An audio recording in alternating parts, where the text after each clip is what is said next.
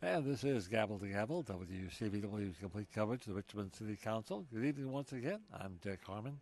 Welcome to our second meeting of the month of March, today being the 24th of March. And we have 24 items on the agenda tonight.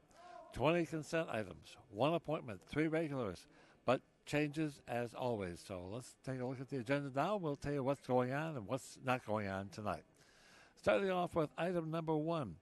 Ordinance 2013-175, and this is declaring surplus and directing conveyance of real estate at 1722 Arlington Road to McKinnon and Harris for $1.425 million for the purpose of stimulating private investment, job creation, and economic development. That's going to be continued for 30 days, so that won't be heard until the 28th of April. So that's number 1, continued. Number 2. Ordinance 2013-217, amending and reordaining Chapter 14, Article 1 of the City Code by adding a new section, etc. All this is basically doing is bringing the City Code sections into compliance with the new state statutes, and that one is being continued for 30 days as well, till the 28th of April. Item 3, Ordinance 2014-9. Amending Ordinance 2000, number 64-112-111. This would authorize use of property known as 708 North Meadow Street as a barbershop. This would permit office, art gallery, personal service, and retail uses on the property upon certain terms and conditions. That will stay on the consent agenda for tonight. Get to item number 4. This one may have some people talking about it tonight. Is Ordinance 2014-10. This provides for granting by the city the lease, franchise, right, and privilege to use and maintain certain property located at 12 North Belvedere Street for the management, maintenance, and operation of Monroe Park in accordance with certain agreements, deed of leases as amended. This one is going to be moved to the regular agenda. There are people, I'm looking out there in the audience, there are people out there I believe will be speaking to this particular paper. Item 5 and item 6 are companion papers, Ordinance 2014-25 and 26. Item 26, this executes a standard project administration agreement between the city and VDOT for the city to administer a safe routes to school project that will provide improvements in the vicinity of Mary Munford Elementary and William Fox Elementary Schools. And item 5, which is Ordinance-25, basically provides $160,000 to fund the purpose. So those two are joint papers, but they're going to be continued until the next meeting on April 14th. Item 7, Ordinance 2014-27, declare surplus and direct conveyance of 210 North Belvedere for nominal consideration to Monroe Park Campus Corporation. This is for transferring the property to VCU for the construction of the Institute of Contemporary Art. Now, this one is on consent agenda, but it will require 7 votes to pass. It's not a 5 or 6. It requires 7 votes to pass, but that stays on consent agenda right now. As is item 8, Ordinance 2014-28, and that's granting a conservation and open space easement on the property known as Bandy Field to the Friends of Bandy Field. That also stay on consent, but it also will need 7 votes to pass. Item number 9, Ordinance 2014-29. This is a special use, 2613 and 2619 Floyd Avenue, for authorizing up to 6 single-family attached dwelling units and the parking area. That one's going to be amended and then continued till April 14th. Item 10, Ordinance 2010-30, special use at 5805 Grove Avenue for the purpose of developing no more than 4 dwelling units for uses permitted in the UB Urban Business District. Stays on consent. Item 11, ordinance 2014-33, and this is accepting $120,000 from the Capital Trees Foundation and appropriating that increase into making improvements to the 14th Street corridor between Bank Street and Broad Street. Stays on consent. Item 12, ordinance 2014-34, concerning the Career and Technical Education Commission. What this one does, it eliminates the requirement that the council appoint a representative from the Department of Economic Community Development and instead increases the number of at-large members from 10 to 11. That stays on consent. Item 13, ordinance 2014-35. This is transfers $90,000 from non-departmental agency Brook Park Theater and Nehemiah CDC line items.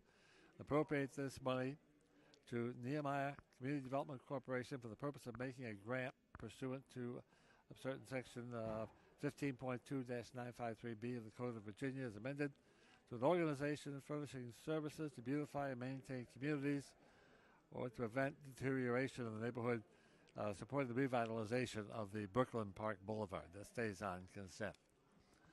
Item 14, that's accepting roughly $1.4 million from the Office of the Attorney General, and this will go for the purpose of building and equipping a new canine training facility, acquiring new updated tactical body armor for the city's Special Weapons Tactics Team, acquiring a driving simulator for the city's Police Training Academy, acquiring software to meet accreditation requirements for the Commission of Accreditation for Law Enforcement Agencies. That stays on consent, and that's receiving money and what we're going to be doing with it.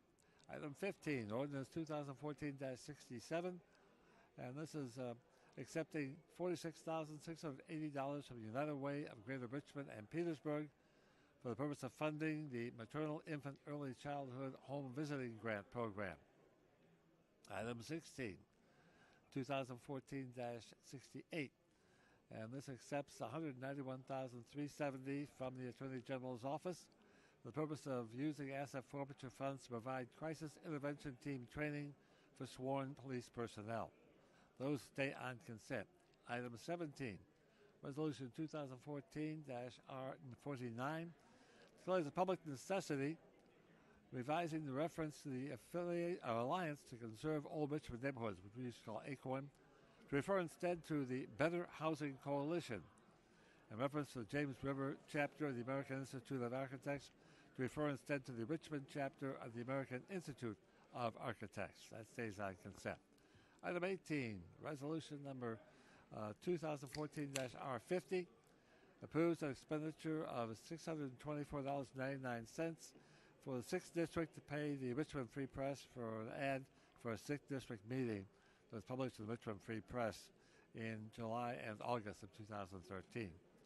Item 19, Resolution 2014-R51, approves $100 from Council District funds for the 8th District for a donation to Camp Diva's 2014 Date with Dad Dinner and Dance. And item 20, Resolution 2014-R52, that approves $998 from the 8th District Council District funds to make a donation to the Brookbury Homeowners Association to assist with the cost of neighborhood entry signage. Those items stay on consent. One appointment tonight, and that is to appoint Larry Boyd, member of the Central Virginia Waste Management Authority. Then we get to the regular agenda. Item 22.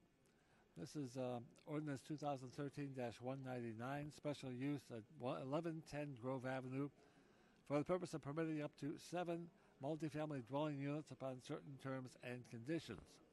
That one's being continued till April 14th. Item 23, Resolution 2013-R205. This requesting the school board provide the council with a 3-year plan to improve academic achievement for all students and inform the council concerning anticipated operating costs, etc.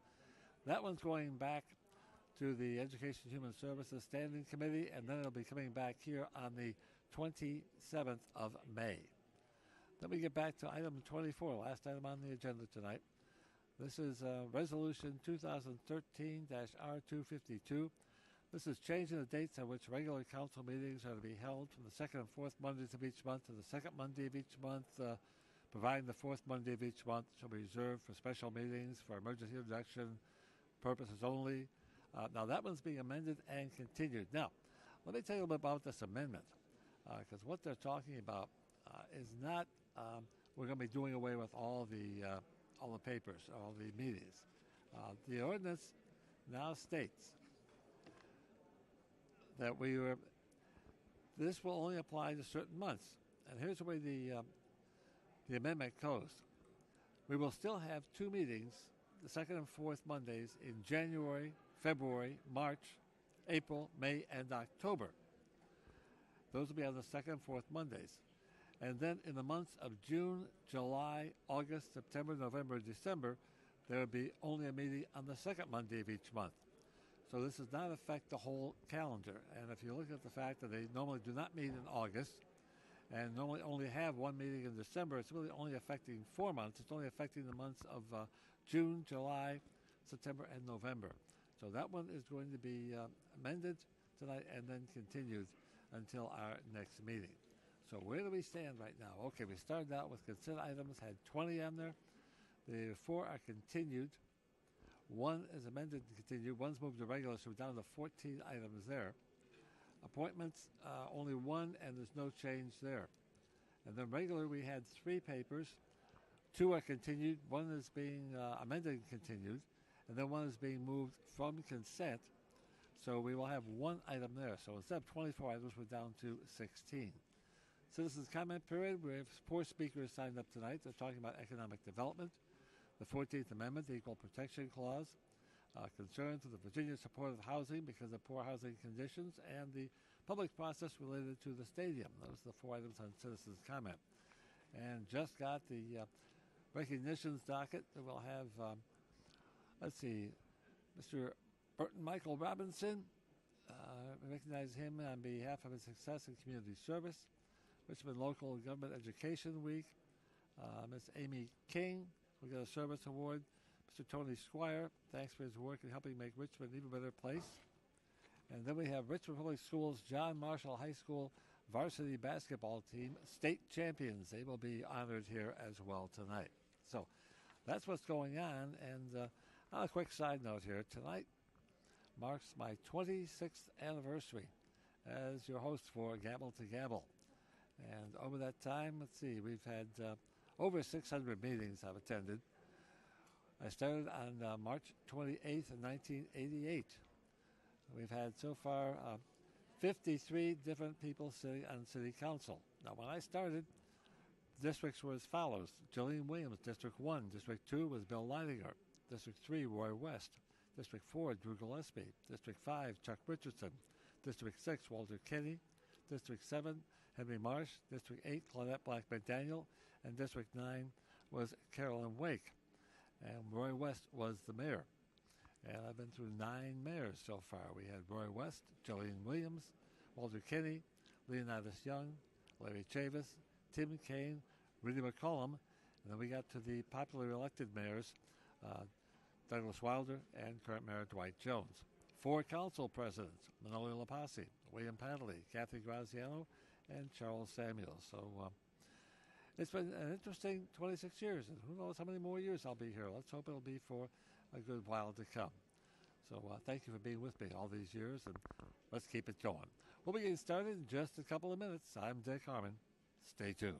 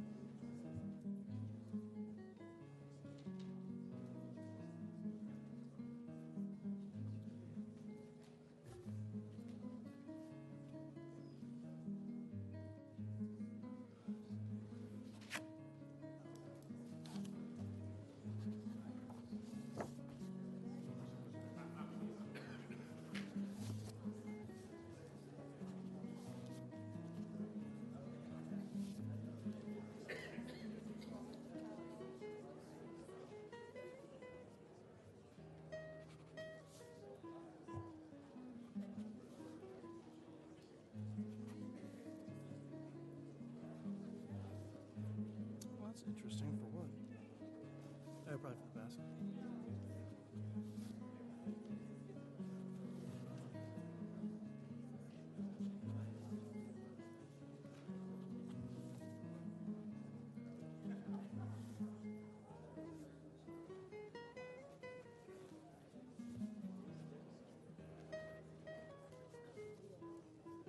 Where is she? I do not see her at this moment.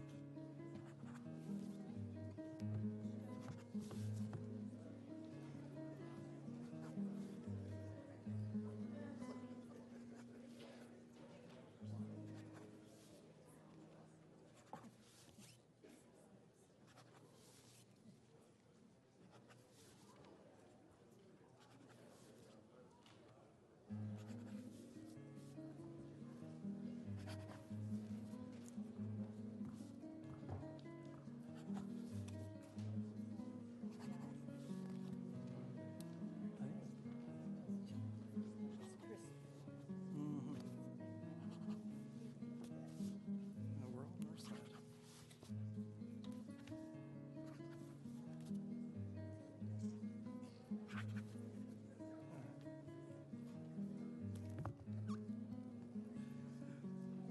Good evening, ladies and gentlemen. I'd like to welcome you all to the March 24th formal City Council meeting for the City of Richmond. I'll call this meeting to order. At this time, the invocation will be given by Uzziah Harris, after which we will say the Pledge of Allegiance. If everyone would please rise.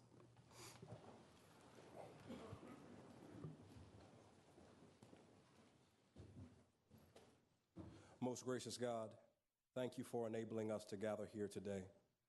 Thank you for this body of men and women you have ordained to govern this city we call Richmond.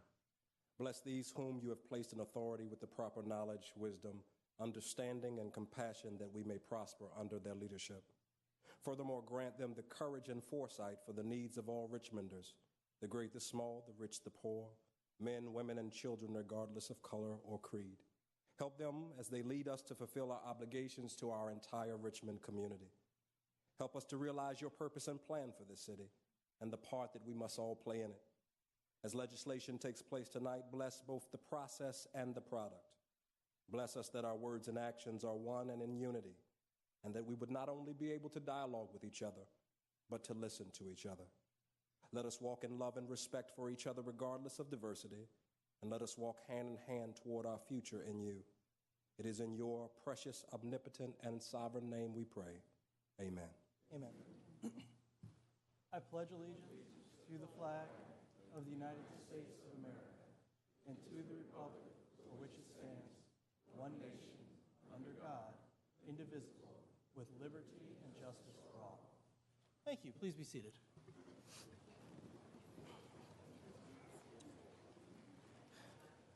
The Chamber Emergency Evacuation Plan announcement and the Citizen Speaker Guidelines will now be given by the clerk. Madam Clerk.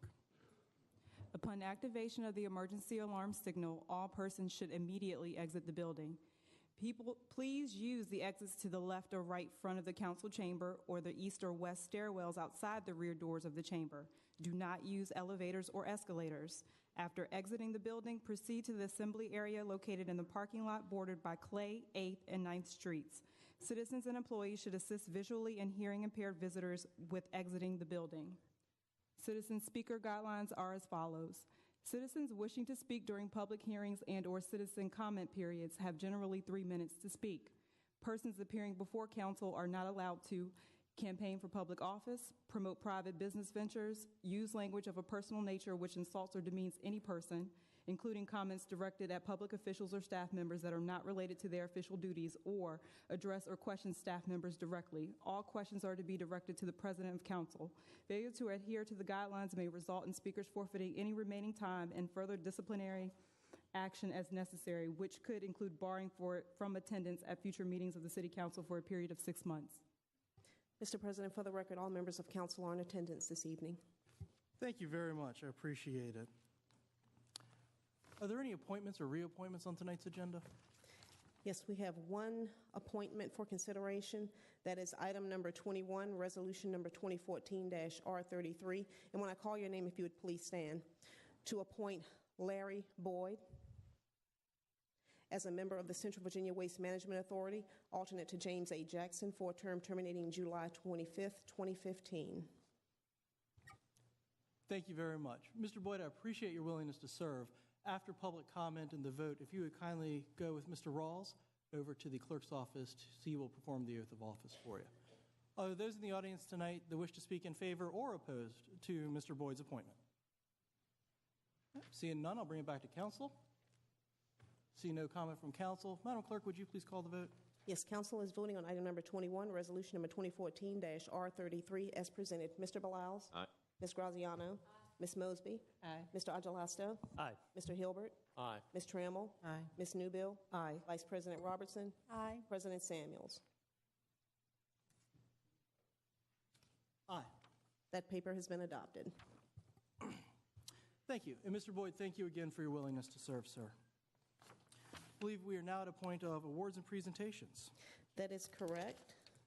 The first recognition being presented by Council President Charles Samuels and Mayor Dwight C. Jones recognizes Mr. Burton Michael Robinson on behalf of his success in community service. A celebrated professional athlete, Mr. Burton Michael Robinson played 4 years as a starting quarterback for the Henrico County Public Schools Varina High School football team, where he graduated with honors in 2001.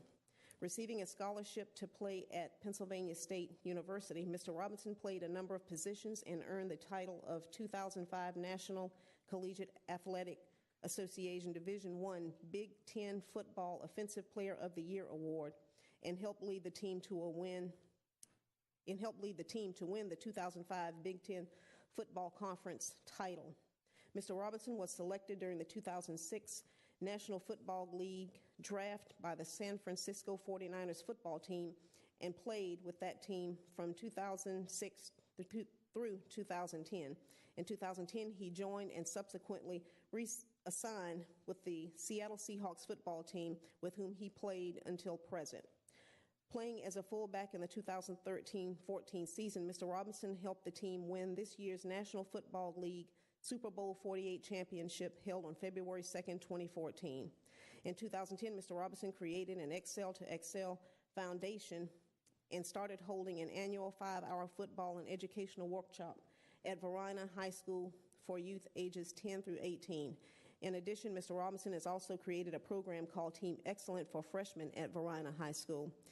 This year, he will serve as the Grand Marshal of the annual American Legion Post 242 and Battlefield Post 14 Sansom Memorial Day Parade. The honorable members of Richmond City Council and Mayor Dwight C. Jones hereby recognize, honor, and celebrate Mr. Burton Michael Robinson on behalf of his success in community service and call this to the observance of all Richmond residents.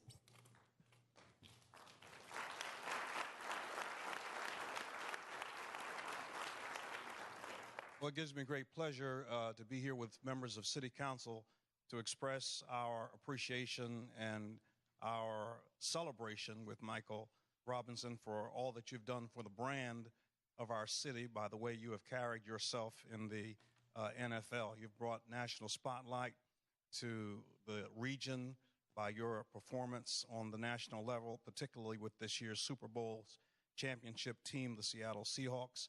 And we want you to know that we're very proud of you, and we want you to know that a prophet does have honor at home. And I know that some people are saying, well, he went to Varina. He didn't go to a Richmond school. But when they called your name and you were doing such a magnificent job on the football field, they said Richmond. And so you have brought honor to the entire region, and we don't want another day to go by without expressing our appreciation to you. You've done not only great things on the field, but you have provided a great sense of mentorship and a good role model for these young men who are here tonight. And I know that they are looking at you with great admiration for all that you have done.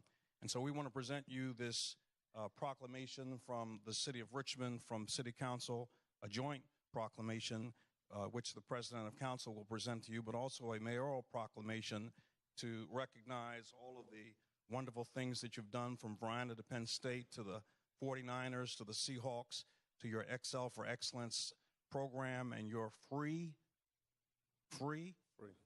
camp for young people to go to, football camp during the summer. We just really think that you're a great, great Richmonder, and we really express our appreciation to you. Ladies and gentlemen, Michael Robertson.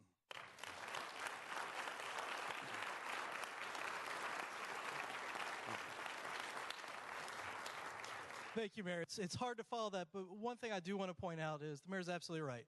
Technically a Henrico County resident growing up, but when you think about the Richmond region and the regionalism of our region, there's no greater example than this gentleman in front of me today. The Community and Schools toy drive that he helped and sponsored to ensure that children from all over our region had a happy Christmas is something that I think goes beyond boundaries. We're thrilled for all you've done for the Richmond region. We're thrilled for all you've done on the West Coast as well, and appreciate and thank you for being an honorary Richmonder, a member of the Richmond region, and a truly great athlete. Thank you so much, sir. Thank you.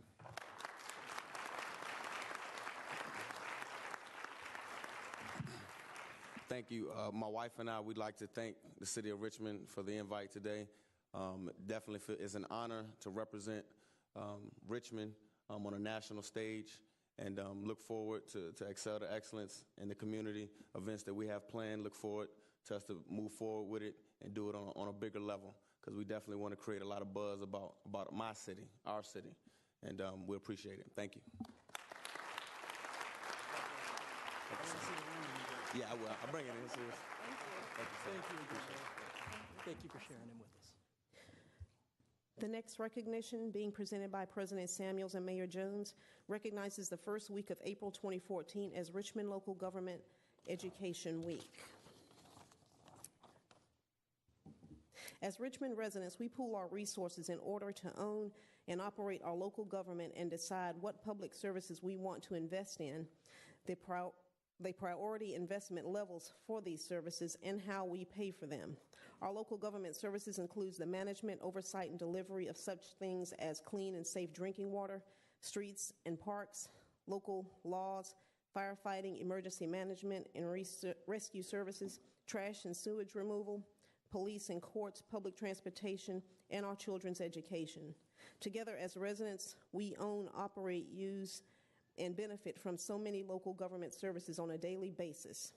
In 2012, the Virginia General Assembly designated the first week of April each year as Local Government Education Week in Virginia in order to recognize and promote the vital role that local government serves on behalf of residents, in order to recognize, honor, and celebrate the tremendous amount of services being delivered by local government, and to encourage all Richmond residents to engage with and learn more about local government operations. The honorable members of Richmond City Council and their Honorable Mayor Dwight C. Jones hereby proclaim the first week of April 2014 and each succeeding year thereafter as Richmond Local Government Education Week, and thank our local government employees for helping to make our city an even better place.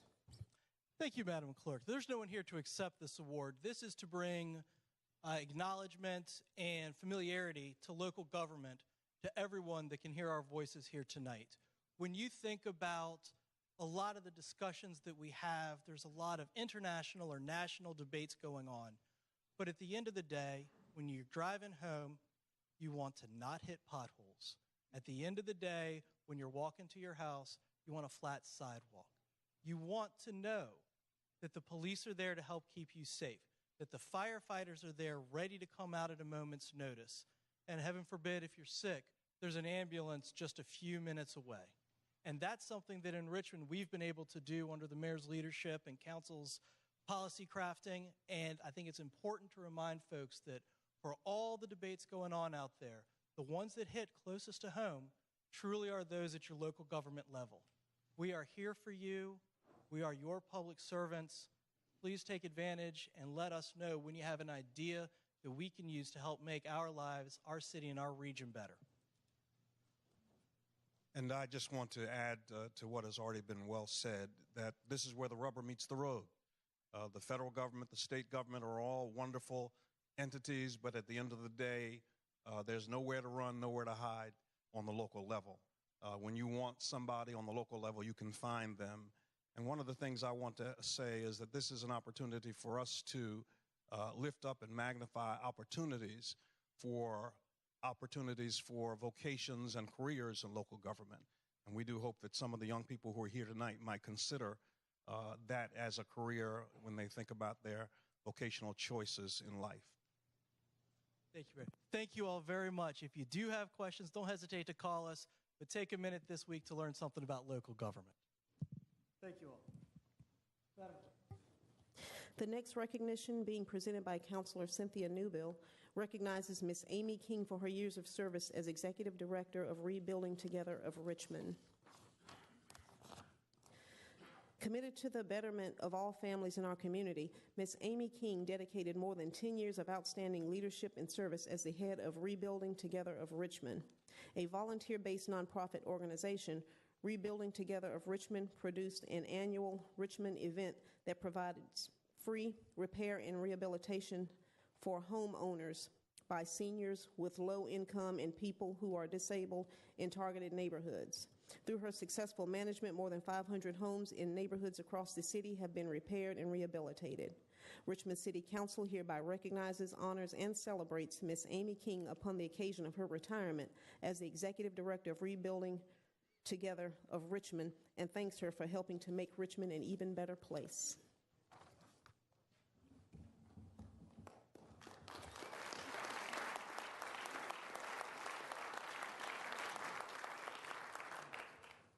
It is just with absolute pleasure that we take this opportunity to thank, recognize, and express our sincere appreciation for 10 years of visionary leadership in service to our city, to our seniors, to those who are living with disabilities, to enable them to live in their homes in a way that precluded injury to them, for coordinating 1,500 hours of volunteer service for conducting repairs, not just minor repairs, but fairly major repairs to the homes throughout our city so that our citizens could remain there.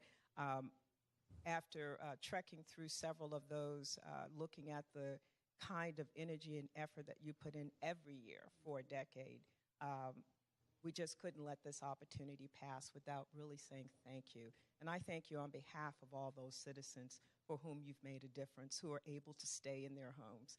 And we wish you well. We hope that you're not going too far. We'd like to keep you around, but really wanted to express our sincere thanks and appreciation. And I do so on behalf of all those residents who are jumping up and down in front of the TV saying, yay, Amy, we're able to be here because of you. So thank you. Thank you, Dr. Newbill.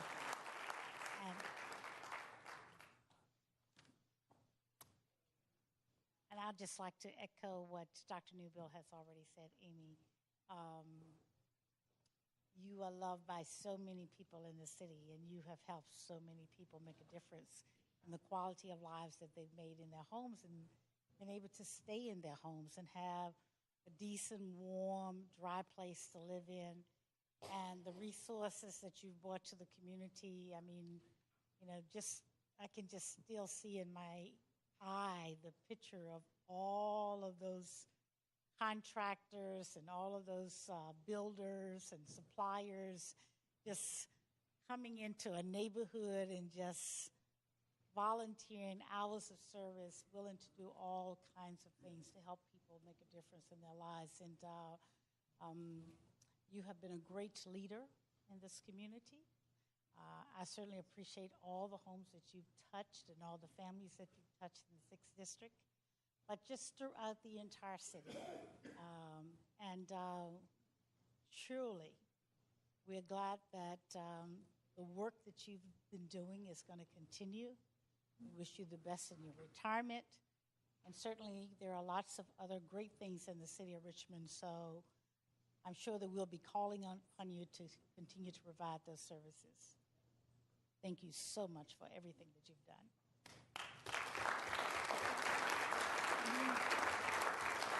Ms. King, I know that I think everything that could be said has been said about your incredible career here in Richmond.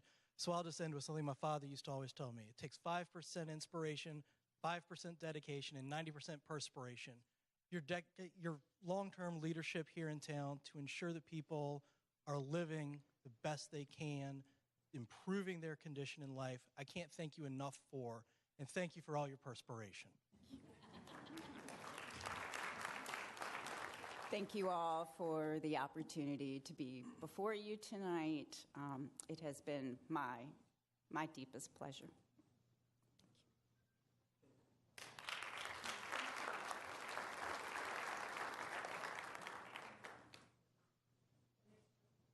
The next recognition being presented by Councilor Michelle Mosby and President Samuels recognizes Mr. Anthony Tony Squire for his youth services in the Richmond metro area and beyond. Established by Mr. Tony Squire in 1987, Squire's Richmond Boys Basketball is a nonprofit boys basketball organization based in Richmond that serves boys from 12 to 19 years of age.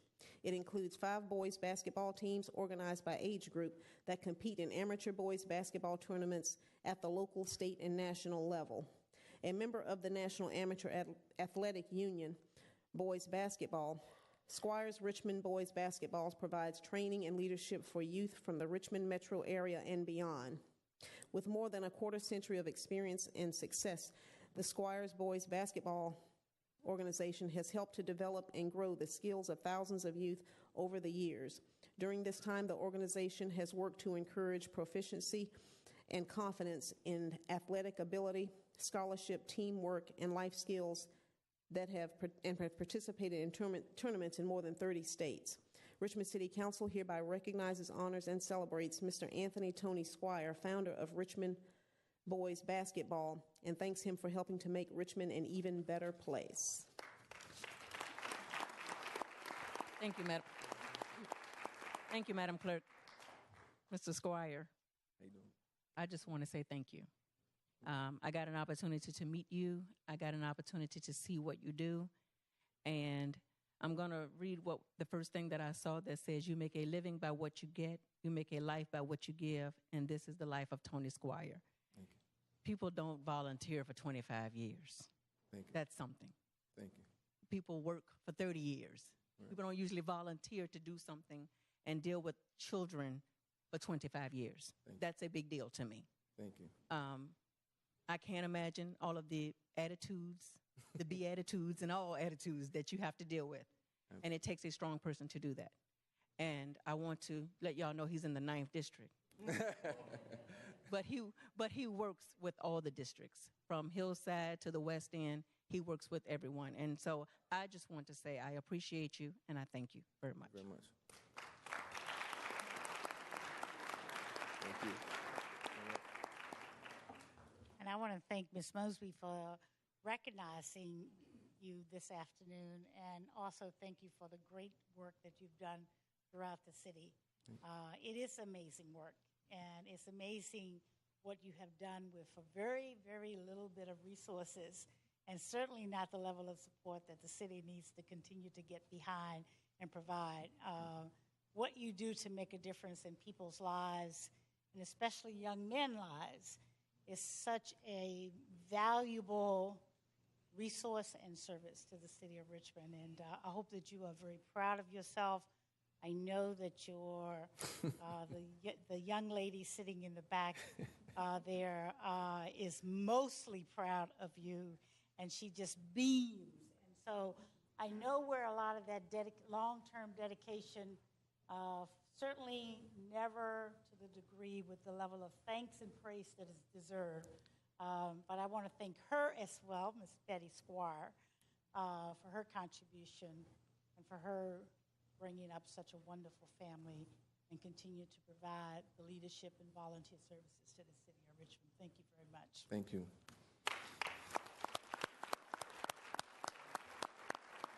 I too want to thank you for the amazing work that you've done for the past 2.5 decades. But there is one person that I also would like to recognize. Councilwoman Squires, would you mind standing for just a moment, please? Can we please have a round of applause?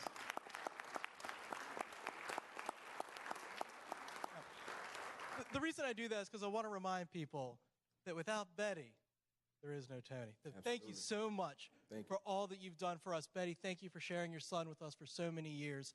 And thank you. Please keep up the good work. Would you like to say a few words? Absolutely. First, I'd like to thank Councilwoman Mosby, Ellen, and everybody, the mayor. Thank you all for helping with my son over the summer. He's still doing well, still on the dean's list at Yale. So thank you all for your impact in his life. And first, I'd like to just turn around and say something about my mother and my uncle. My grandmother's not here. She's looking. Hello, Nanny. I'm just a chip off the old block. In the household that I was raised in, giving back and reaching out was relevant. I don't know anything else. You know, my uncle retired from coaching at Amelia Street. So, you know, he had to deal with a lot of things growing up watching that. My mother, everybody knows her here. You know what she is about. My grandmother came to Richmond with a suitcase and provided and brought our family up from North Carolina. So I don't know anything different. These guys you see beside me, I always say, Dr. Coach Duhart, because that's what he is. And I make sure the kids understand you have a guy that's a doctor, went to school, came back, giving of himself. You have Arthur here, one of our former players, when he got his degree from Hampton, Sydney, and then he's a director with Wells Fargo, coming back coaching. Kerry, this is his first year, an assistant at Meadowbrook, doing a great job with the guys. I have some of my parents here and everything else. And then this it's a partnership. It's a brotherhood. And even like Ty White and his program, Team Loaded, and what he's doing with the John Marshall program, he's affiliated with AAU, and they're doing a great job. So the city has been blessed with good people giving of themselves. And I'd just like to thank everybody again, and thank you for your past support and for your continued support. Thank you.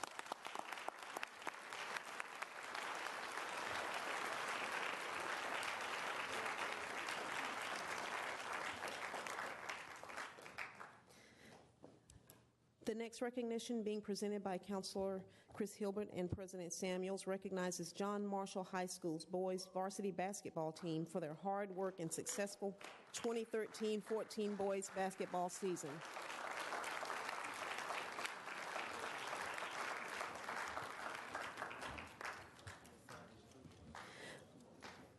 Winning the 2014 Virginia High School League Group AAA Boys Basketball Tournament Championship on March 13, 2014, the Richmond Public Schools John Marshall High School Boys Varsity Basketball Team had a 2013-2014 boys basketball overall season record of 22 wins and 5 losses.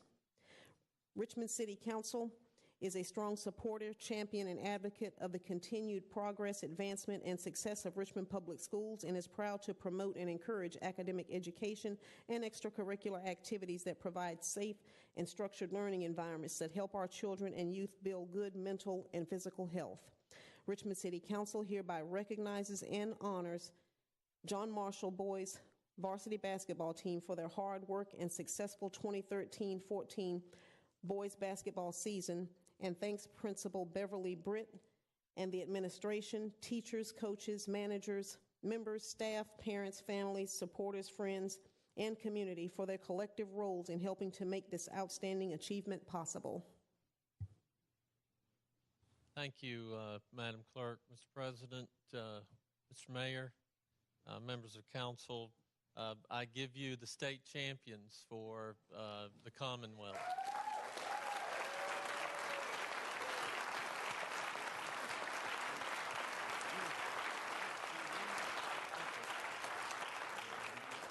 Congratulations. We're really, really proud of you. You know, a year ago, I laid out a challenge for you. You were runners-up last year, and I said, let's see you back next year as champions. And you all came through in a big way. So congratulations again. I'm just going to name off here a few of your accomplishments. You were Conference 26 champions, AAA East Region runner-up, and, of course, state champions. But, you know, we're not just athletes up here, not myself here, but you young men, but we're also academics.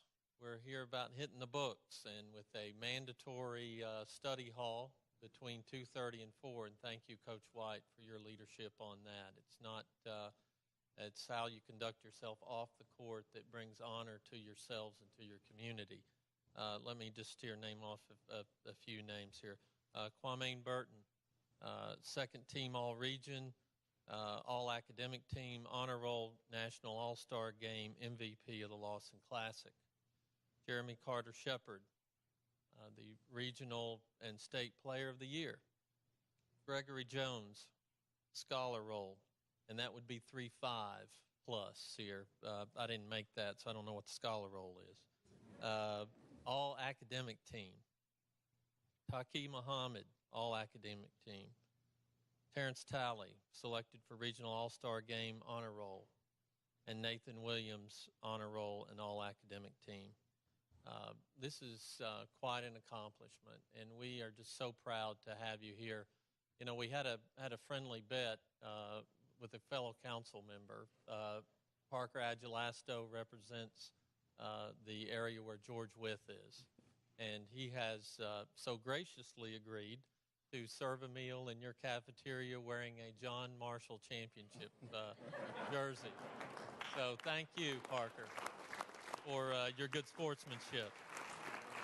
You know, 4 years ago, the mayor called us Hoopstown, USA, and on the 13th of this month, we were Hoopstown, Virginia, because we had an all-City of Richmond championship. So I'm going to challenge you to come back next year. Let's make this a 2 in a row. And if there are any parents here or family members, would you please stand?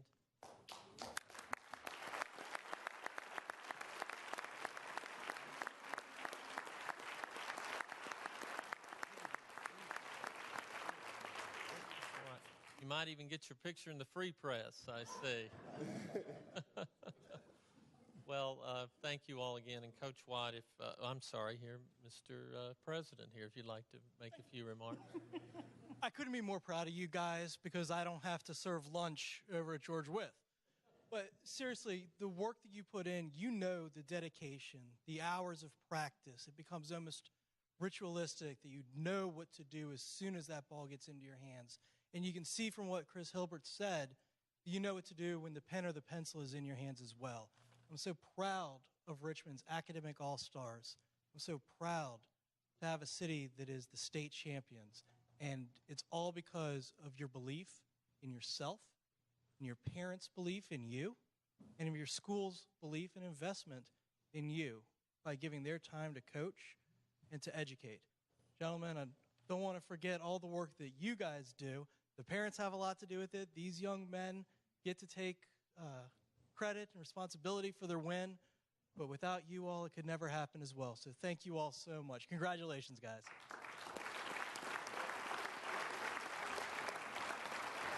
Thank you. If you'd like to say something. Thank you for honoring us today. We don't take it lightly, and we do accept your challenge on being back here next year.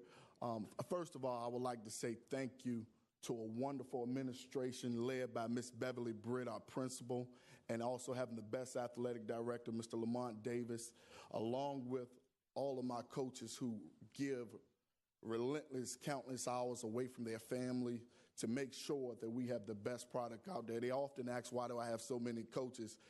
It's because I believe in having the best men around these young men in order to produce men. And for that, I say thank you to these young men who started the first day of practice at 4:59 a.m., who survived some discipline. Know that we love them more than basketball. Basketball is just a vehicle we use. It's a greater purpose that we have. And anytime we get an opportunity to do God's work, we just want to say thank you. Thank you.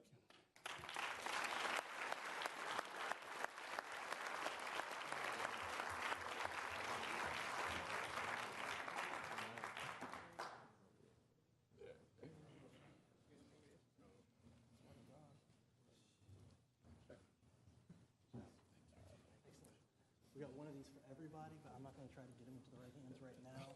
I'm going to provide them to you, sir, and let you distribute them. Thank you all. Thank you, gentlemen, so much. Ladies and gentlemen, state champions.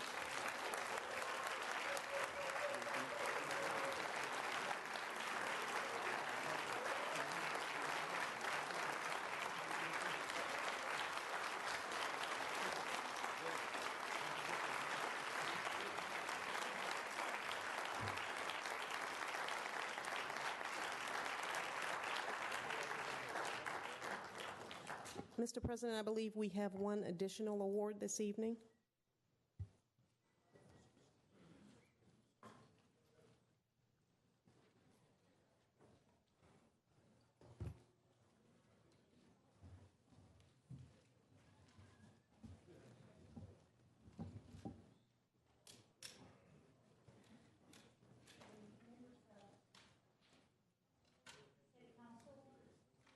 to the citizens of Richmond.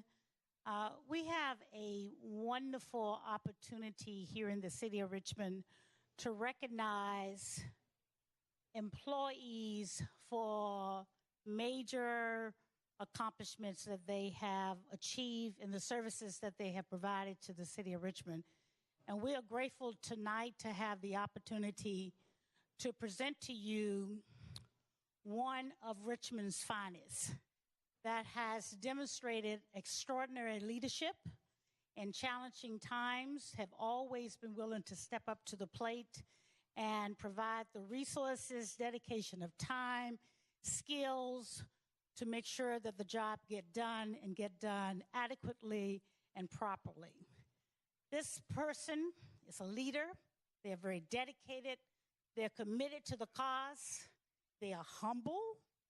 They are hardworking. They are kind. They're considerate. And this person also is a team builder. Not only that, exceptionally intelligent, very skillful, also quite good looking, and faithful member of the city of Richmond who lives here, who raises the family here. And I am honored this afternoon to acknowledge on this day Richmond's most finest employee to receive the recognition. And that person is no other than our president of the Richmond City Council for 5 years of service, Mr. Charles Samuels.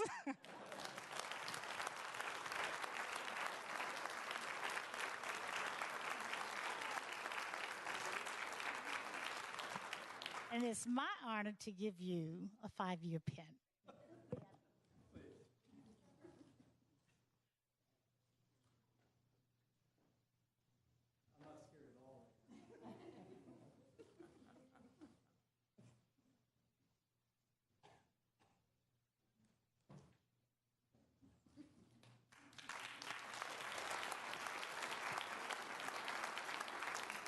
Thank you. That's really unexpected. It means a lot to me. Every employee of the city of Richmond at certain landmarks gets a pin showing their years of service, and 5 years here has been an incredible trip for me.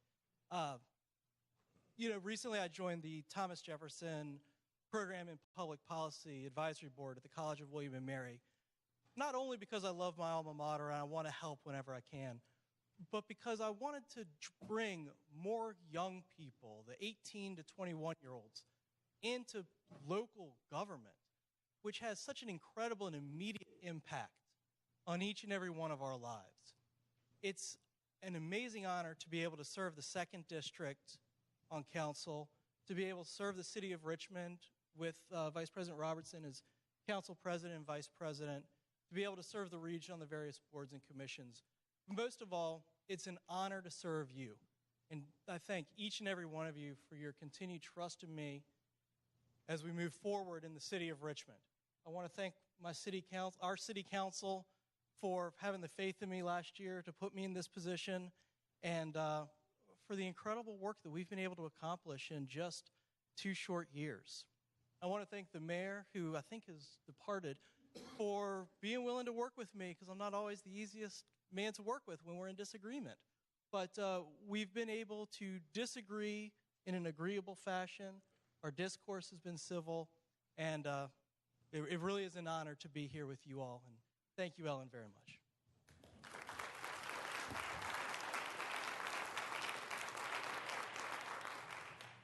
Mr. President, that will conclude the awards and presentations for this evening. Thank you, Madam Clerk. Do we have any agenda review and amendment items? Yes. The amendments to tonight's agenda are as follows. Item 1, ordinance number 2013-175 will be continued to April 28th council meeting. Item 2, ordinance number 2013-217 will be continued to April 28th council meeting. Item 4, ordinance number 2014-10 has been moved to the regular agenda.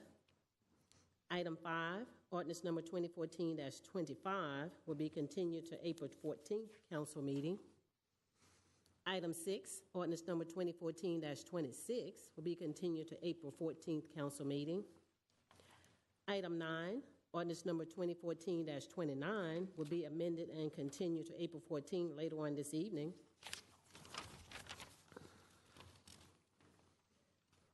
Item 22, ordinance number 2013-199 will be continued to April 14th council meeting. Item 23, resolution number 2013-R205 will be continued to Tuesday, May 27th council meeting. Item 24, resolution number 2013-R252 will be amended and continued to April 14th later on this evening. Mr. President, those are all the amendments I have thus far. Thank you. Do any other council members have additional amendments to tonight's agenda? All right, seeing none. Madam Clerk, please call the question. I need a motion to amend the agenda as far. Ms. Mosby, will you make that motion? So move, Madam Clerk. Council is now voting on Ms. Mosby's motion to amend the agenda as read. Mr. Blouse? Aye. Ms. Graziano? Aye. Ms. Mosby? Aye. Mr. Agelesto? Aye. Ms. Trammell? Aye. Ms. Newbill? Vice President Robertson? Aye. President Samuel? Aye. The amended agenda is before you. Thank you. Madam Clerk, if it's okay with you, I'd like to do the consent. Well, let me see. How many folks are here for Monroe Park? All right. How many people are here for some other item on the consent agenda? All right. If it's going to be a long night with Monroe Park, so let me get the consent agenda folks on their way first, please.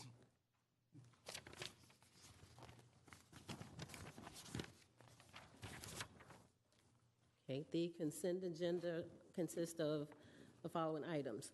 Item 3, ordinance number 2014-9, to amend the ordinance to authorize the use of 708 North Meadow Street for the purpose of permitting office, art gallery, personal services, and retail usage.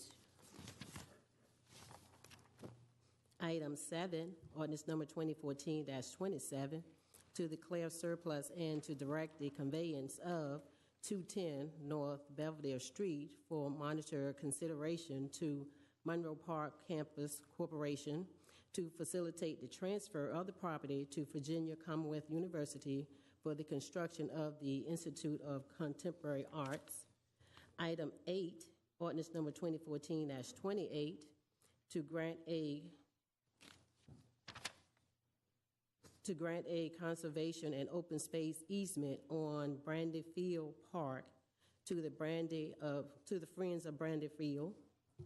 Item 10, ordinance number 2014-30, to authorize the special use of 5805 Grove Avenue for the purpose of developing no more than 4 dwelling units for uses permitted in the urban business district. Item 11, ordinance number 2014-33, to authorize the Chief Administrative Officer to accept $120,000 from the Capital Tree Foundation and to appropriate the amount to the Stormwater Facility Improvement Project to make improvement to the 14th Street corridor between Banks and Broad Streets. Item 12, ordinance number 2014-34, to amend City Code Section 2-1027 concerning Career and Technical Education Commission for the purpose of eliminating the requirement to appoint a representative from the Department of Economic and Community Development and instead increase the number of members from 10 to 11.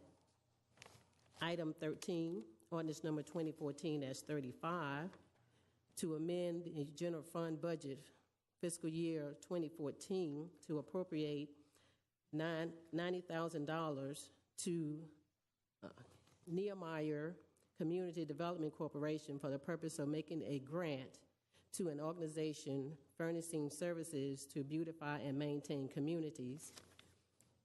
Item 14, ordinance number 2014-36, to authorize the Chief Administrative Officer to accept for $1,494,787 from the Attorney General of Virginia, and to appropriate the amount to the Department of Police to build and equip a new K-9 training facility, acquire updated technical body armor, acquire a driving simulator, and acquire software to meet accreditation requirements.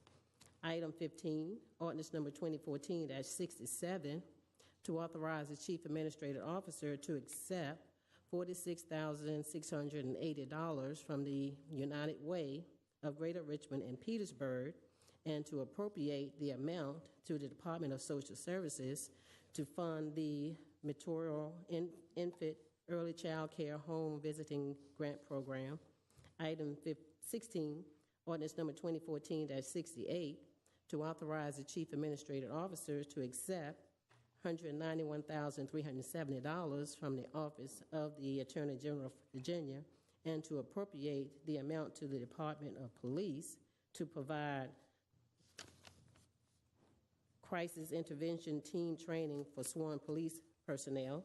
Item 17, resolution number 2014-R49, to declare a public necessity and to initiate an amendment to the city zoning ordinance by modifying City Code Section 114-930.3 for the purpose of organizational and name changes, by revising Alliance for Conserve Old Richmond Neighborhood to Better Housing Coalition and James River chapter of the American Institute of Architects to Richmond chapter of the American Institute of Architects.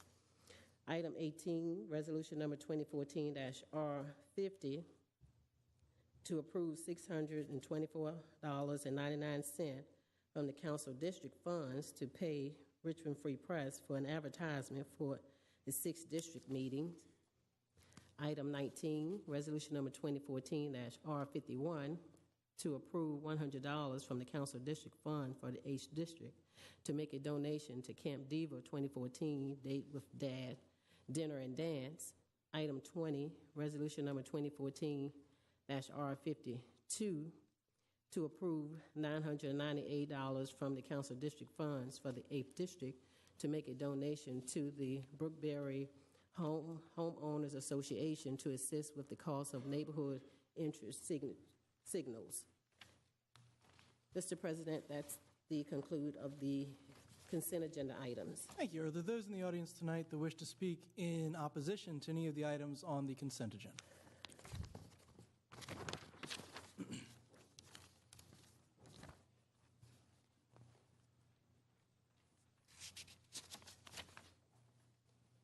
Mr. Stees. Good evening, Council President, Council Vice President, members of Council. I'm here to speak against Ordinance 2014-35. I did some research today trying to find out about the Nehemiah Community Development Corporation. And what I could find online is it looks like it's either one big organization with units around the country, or maybe this group here in Richmond is completely independent of those. It appears they do good work. I saw an individual's name who's associated with the local group. I know that person, and that causes me no concern whatsoever. What I'm concerned about is the process in which grants are handled by City Council. This group came to y'all, and according to the O&R paper, they were going to purchase the Brooklyn Theater, and that was going to help revitalize Brooklyn Park Boulevard. We all know Brooklyn Park Boulevard needs to be revitalized. However, when the terms of a grant change, and there is no obligation to still give an applicant the money that they had come to you with a purpose to spend, the way this ordinance is written, Nehemiah CDC could plant a rose bush, put up a sign that says shop here, and another sign that says don't litter, and they would have done everything that's required under this grant for them to spend $90,000.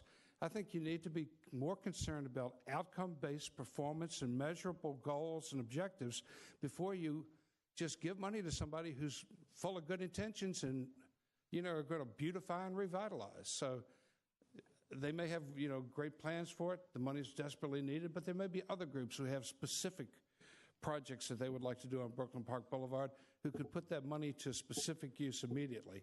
And for that reason, I'm opposed to the way this ordinance is written. Thank you. I'm sorry, would you please state your name for the record? My name is James Steese. I'm a resident of the city of Richmond. Thank you. Thank you. Thank you, Mr. Steves. Mr. Persinger. Hello, my name is Silver Persinger. I'm a citizen of Richmond, Virginia.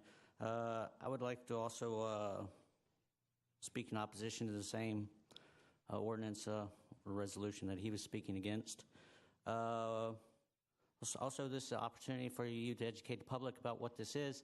It's $90,000, and I'm not sure if it's two businesses you all are supporting, a cooperative bicycle shop and a coffee shop. Is that two businesses or one business?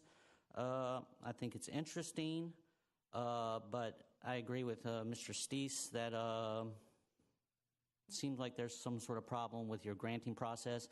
It seems like this is being driven by the Department of Economic Development, and I guess they're trying to revitalize the Brooklyn Park Boulevard corridor, and I think that's a worthwhile project. But I share Mr. Steve's concern that just because an organization won a grant and it has changed its purposes, or the building it's going to acquire, I don't think this is a good process. Thank you. Thank you. Anyone else in opposition? How are you, sir? My name is Ilya Aristotle Davis. I'm with the YEP program. Telephone number 869-2686. I want to speak in opposition to it because of one reason. Which paper, sir? Which paper on the consent agenda? About the grants or the surplus. There's so much in there. I mean, it's hard for me to get 3 minutes to talk about it. And I'll hit the pause button on your time. Can you tell me which paper you're talking about, please? I'm talking about the whole consent agenda.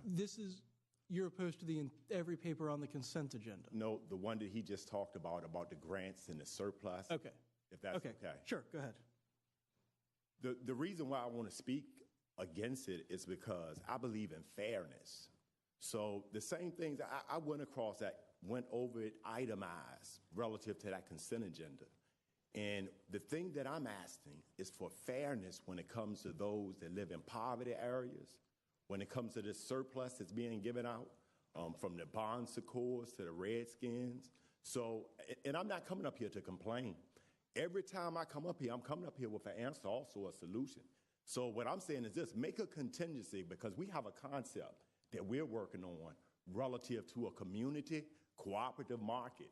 We're talking about tens of millions of dollars that's being spent in low-income areas with convenience stores, beauty supply stores that we spend 9 times more than any other nationality.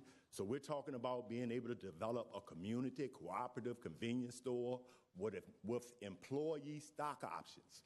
So we're talking about being able to employ people in low-income areas. I wish I could get your attention, Mr. Samuels, but I'm talking about being able to employ people in low-income areas and be able to generate a tax base, because right now these new immigrants that's running all of these stores, they don't live in the city. They live in the county. That's where the money is going. But I understand, I'm not coming to you about any money. I agree with the sign that's out in the Sanson area that says that if you love your government, to stop asking for handouts. So I'm not coming to you for a handout, because I understand that the best of us as African Americans don't have the money to fund this no way. So I'm asking for a contingency on 1900 Cool Lane, that old building, that Seven Hills Health Center that's on Cool Lane. I want you to just contingency. Just think about that, because we're going to raise $2 to $5 million to be able to build that building out and stock it. And I understand this program is called the Youth Economics Awareness Program. It's not for the older of us. Sir, I'm sorry to interrupt you. You need to stick to talking about a paper on the consent agenda. Okay, I am. I'm talking about economics. I'm talking about grants. I'm talking about how surplus buildings are being used. And I can appreciate that, but it's got to be about one of these papers right now. Okay, so you're saying I can't finish? You can finish. I'm summing up. If you just give me a minute, I'm summing up. You can finish. I understand. I'm not here to even ask you for anything. I'm talking. Sir, you either focus on one of the papers, multiple papers, but you can't just go off anywhere. Okay, can I just sum it up? Yes, sir. Okay. This program is called the YEP program. It's not for the Sir, young. you can't advertise for your business either. Okay, it's not a business. I'm talking about a 501c3 organization. This is not a business. This is a total nonprofit. I said a community cooperative. Well, unfortunately, the rules still apply to that. Okay, I'll come back. Thank you. Thank you, sir. Are there those that wish to speak in support of any item on the consent agenda?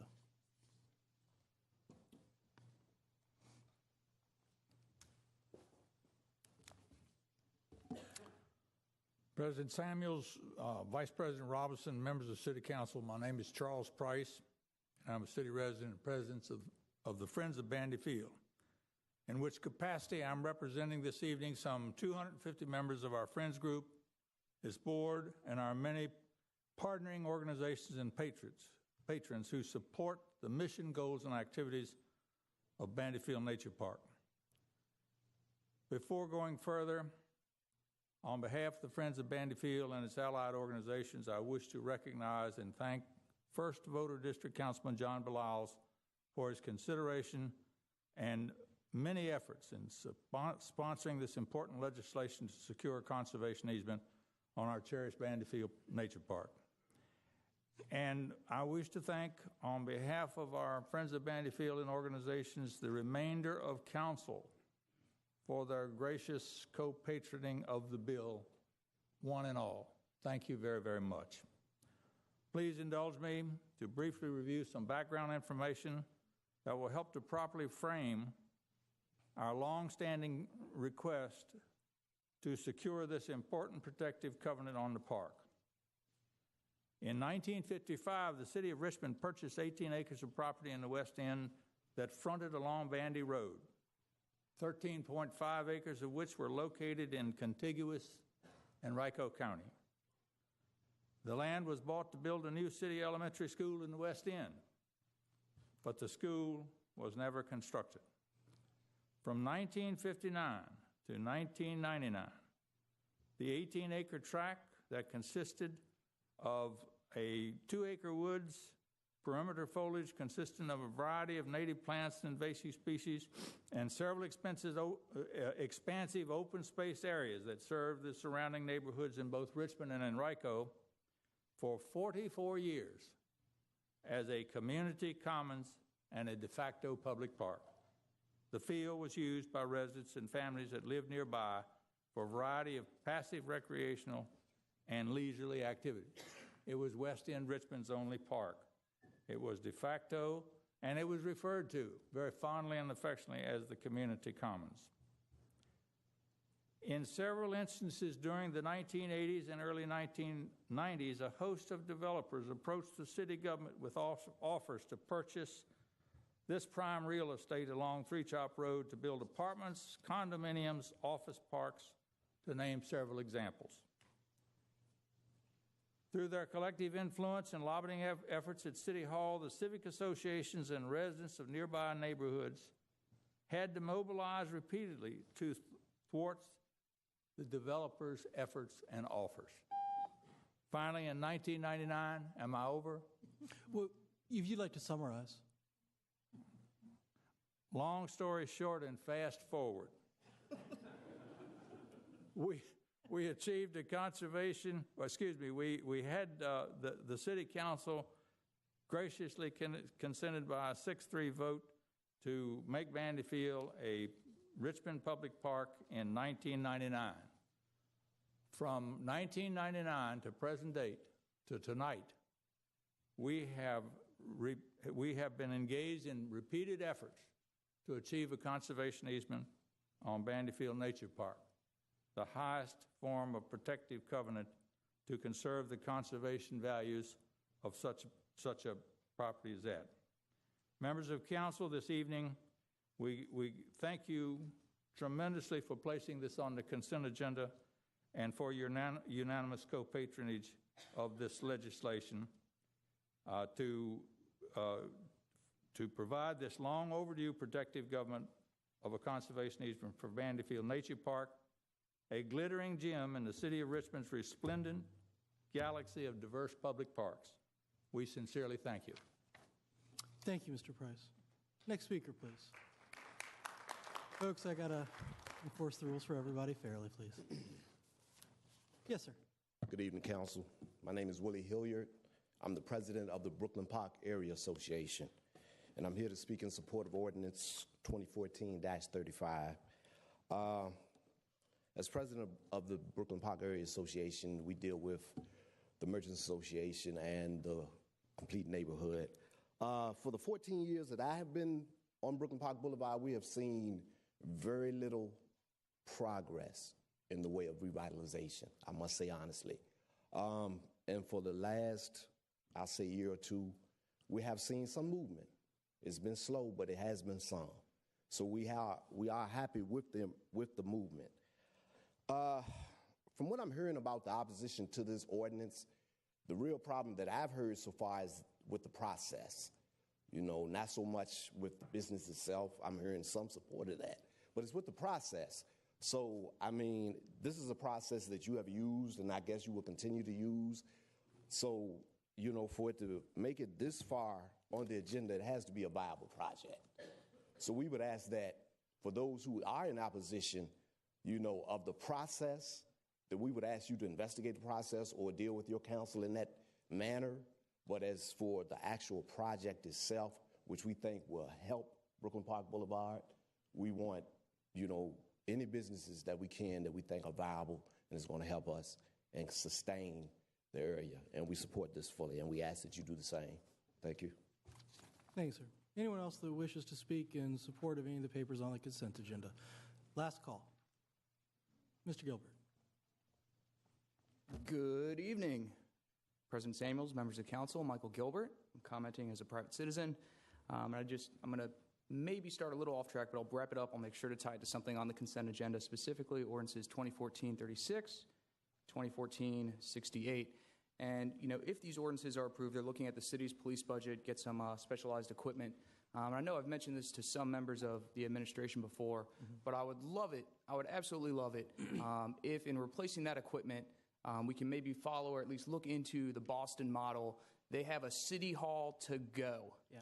It might be a revolutionary concept. I know if I ask everyone in here to raise their hand if they've tried to find parking down here to pay their utility bills or get a permit or even to vote, this whole audience would raise their hands. In fact, go ahead. Who's done that? Yeah. Thank you all. I appreciate you supporting me. But parking down here is tough, just like it is in Boston. You know, not quite as crowded. But instead of spending money putting, say, a social services unit in Northside or a utilities auxiliary office somewhere in the East End or the West End or wherever, Boston took a old surplus SWAT vehicle, which is, if I'm reading this ordinance correctly, that we might get something along those lines, and they retrofitted it into a city hall to go. So they have a regular schedule Monday through Thursday of the neighborhoods they're going to go in, and they have all these services. You need to pay your utility bill? You can do it. You have to, you know, turn in a voter registration card. I'm pretty sure you can do that too. But they go on and on with the services. You need a parks permit. They can handle it. And instead of us putting all these fixed and sunk costs into auxiliary offices, I think it would be awesome to have a city hall to go. And then on Fridays and Saturdays, guess what? Oh, why don't we drive it down to the folk festival? Oh, you know what? There's a neighborhood event going on. We can put it there. Hell, park it in the Hardywood parking lot. Get people to, you know, pay their utility bills there when they're not so upset about it. So all in all, I think it's something worth looking into. I really think it would be. I believe Boston spent about $100,000 on it. In the long run, it's going to be a lot cheaper than if we make auxiliary offices. And I just hope that, you know, if these ordinances do pass, that's something we can look into to make Richmond more accessible to everyone, and even the people that couldn't be here tonight because they're working or have other schedules like that. So that's all I have to say. Thank you all. I appreciate it. Thank you for your folks. Come on now, please. We got a long night. I don't want to start fussing already. Mr. Gilbert, thank you for tentatively relating that to a paper. We actually have looked into, Vice President Robertson and I have actually looked into doing one of those. We've done some research on it, and it's not ready for prime time yet, but it is something that's already in the works. Thank you. All right, seeing no other speakers, I'll bring it back to council for any discussion. Council President. Mr. Agelasto. Thank you, sir. You know, I think it's worth commending a lot of what's on this agenda, the consent agenda, and the amount of public effort that goes into getting certain things before council to the stage that we're at today, such as the conservation easement. on Bandy Field. But also there's an organization in here that is making a contribution to the city called Capital Trees, and they're helping to raise money that goes towards stormwater infrastructure improvements and beautification initiatives. So I think it's great that we've got the private sector doing that. And I also want to commend the city staff for pursuing the grant for our canine facility. Last budget cycle, we had a conversation about this, and I think a number of council members were very eager to see our police receive a new canine facility and to know that we got that money from the state. I think that's wonderful.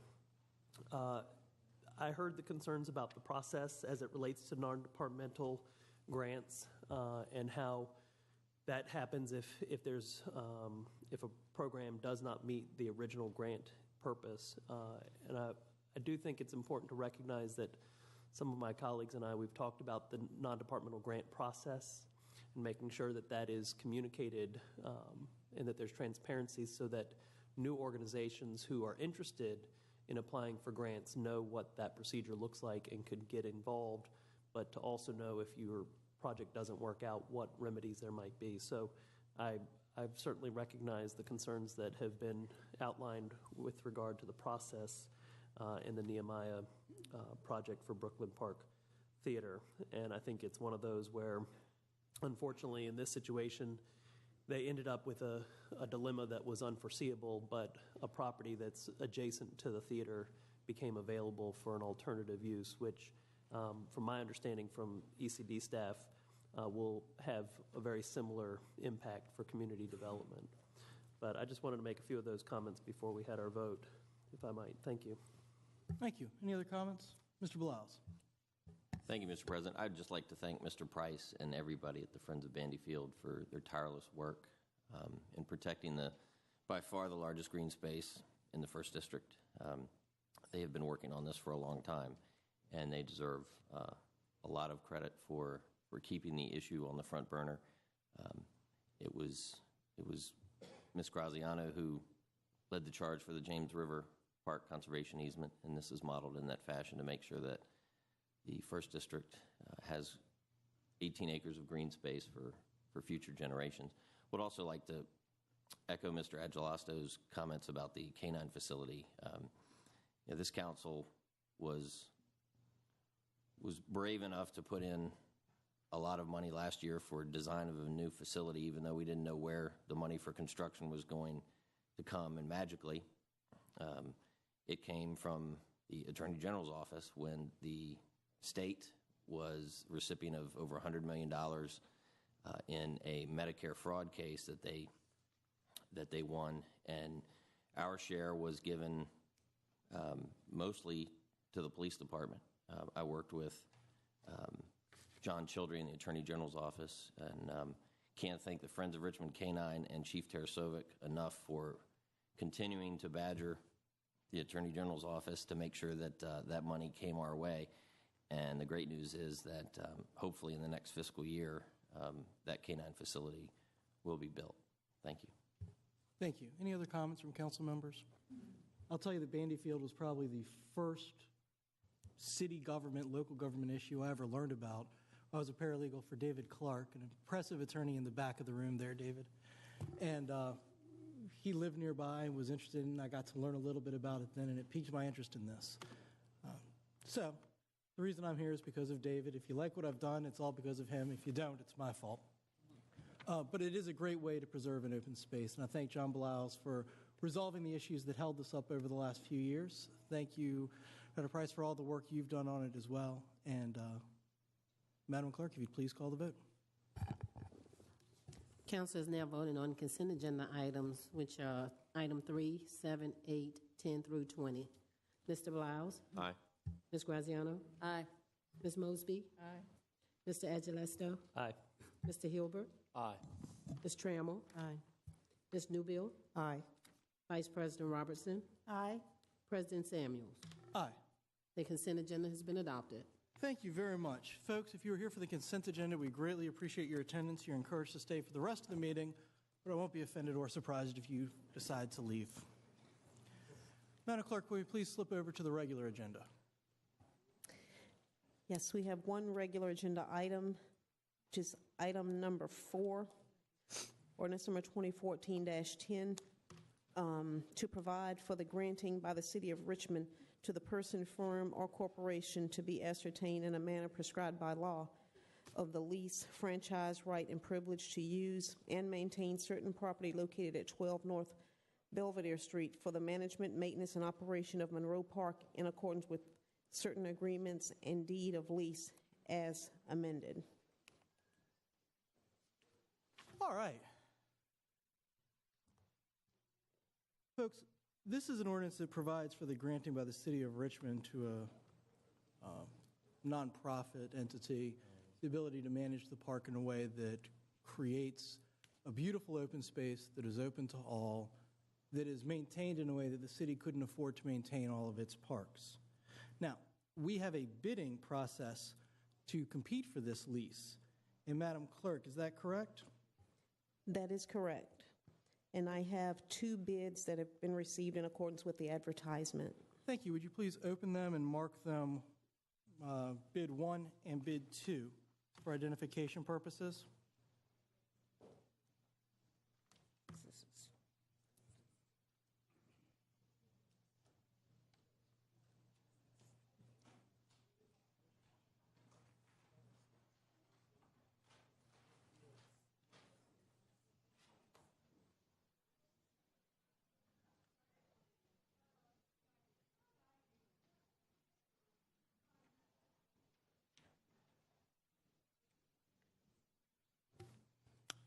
Thank you, Madam Clerk. All right, for the public's information, I'm going to briefly summarize each bid. Excuse me. Bid number 1 is a bid from the Monroe Park Conservancy, a Virginia non-stock corporation. It's got 501c3 status from the Internal Revenue Service. The Conservancy offers to perform all aspects of the lease attached to the ordinance as written, and states that it's uniquely able to do so because of its status as a 501c3 public-private partnership, which includes members of the administration of the city and VCU, as well as citizen members. It also has negotiated an agreement with VCU for the maintenance of the park, and it has engaged fundraisers and members of the business community in furtherance of its mission. Bid number 2 is from Mariah Karn and Carnage Creations, LLC, which is a Virginia limited liability company. Ms. Karn and Carnage Creations offer an alternative leasing arrangement to the one described in the lease. It doesn't meet the requirements of what's asked for in the lease. However, it is a bid. It was received in time, and so it will be considered. Now, there being no, folks, you know the rules. There being no further bids offered, I'm going to declare bidding closed. And because staff received these bids today, well, one of the bids today, I think that the prudent thing to do would be to continue this ordinance to April 14th. We're still going to have public hearing tonight on this matter. There will not be public hearing on this matter on April 14th. We'll have a special meeting of land use, housing, and transportation on April 9th at 4 p.m. to receive a staff report on these 2 bids. And at that point, land use will make a recommendation to council as far as which of the 2 they would recommend the council adopt. Once we've done that, then they will forward it on to the April 14th meeting of City Council. Is there a motion to take that action? Ms. Mosby, do you have a question? I want to have a question about land use. Will there be public comment at land use? No, ma'am. Okay, thank you. Motion. Thank you for making the motion, Vice President Robertson. Is there a second? Second. Thank you, Vice President Thank you, Councilmember Graziano, for that. Madam Clerk, would you please call the roll? Yes, council is voting to continue. Well, actually, I guess before we do that, we need to have public comment, don't we? All right. With those in opposition to the ordinance, please come forward, form a line. There's 30 minutes for those opposed, 30 minutes for those in favor.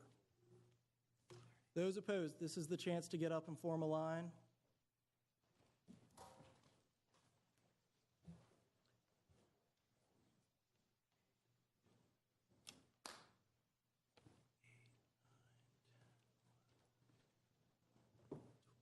Council President. Sir. As it appears that there are more than 10 people in the line, at 3 minutes a person, can I ask my colleagues to extend the time beyond 30 minutes per side so that those who are here can be heard, since this is apparently the only public comment that will be held on this ordinance? What I would be willing to do is reduce every person's ability to comment to 2 minutes. Is there a consensus on council for that? Hearing no objection.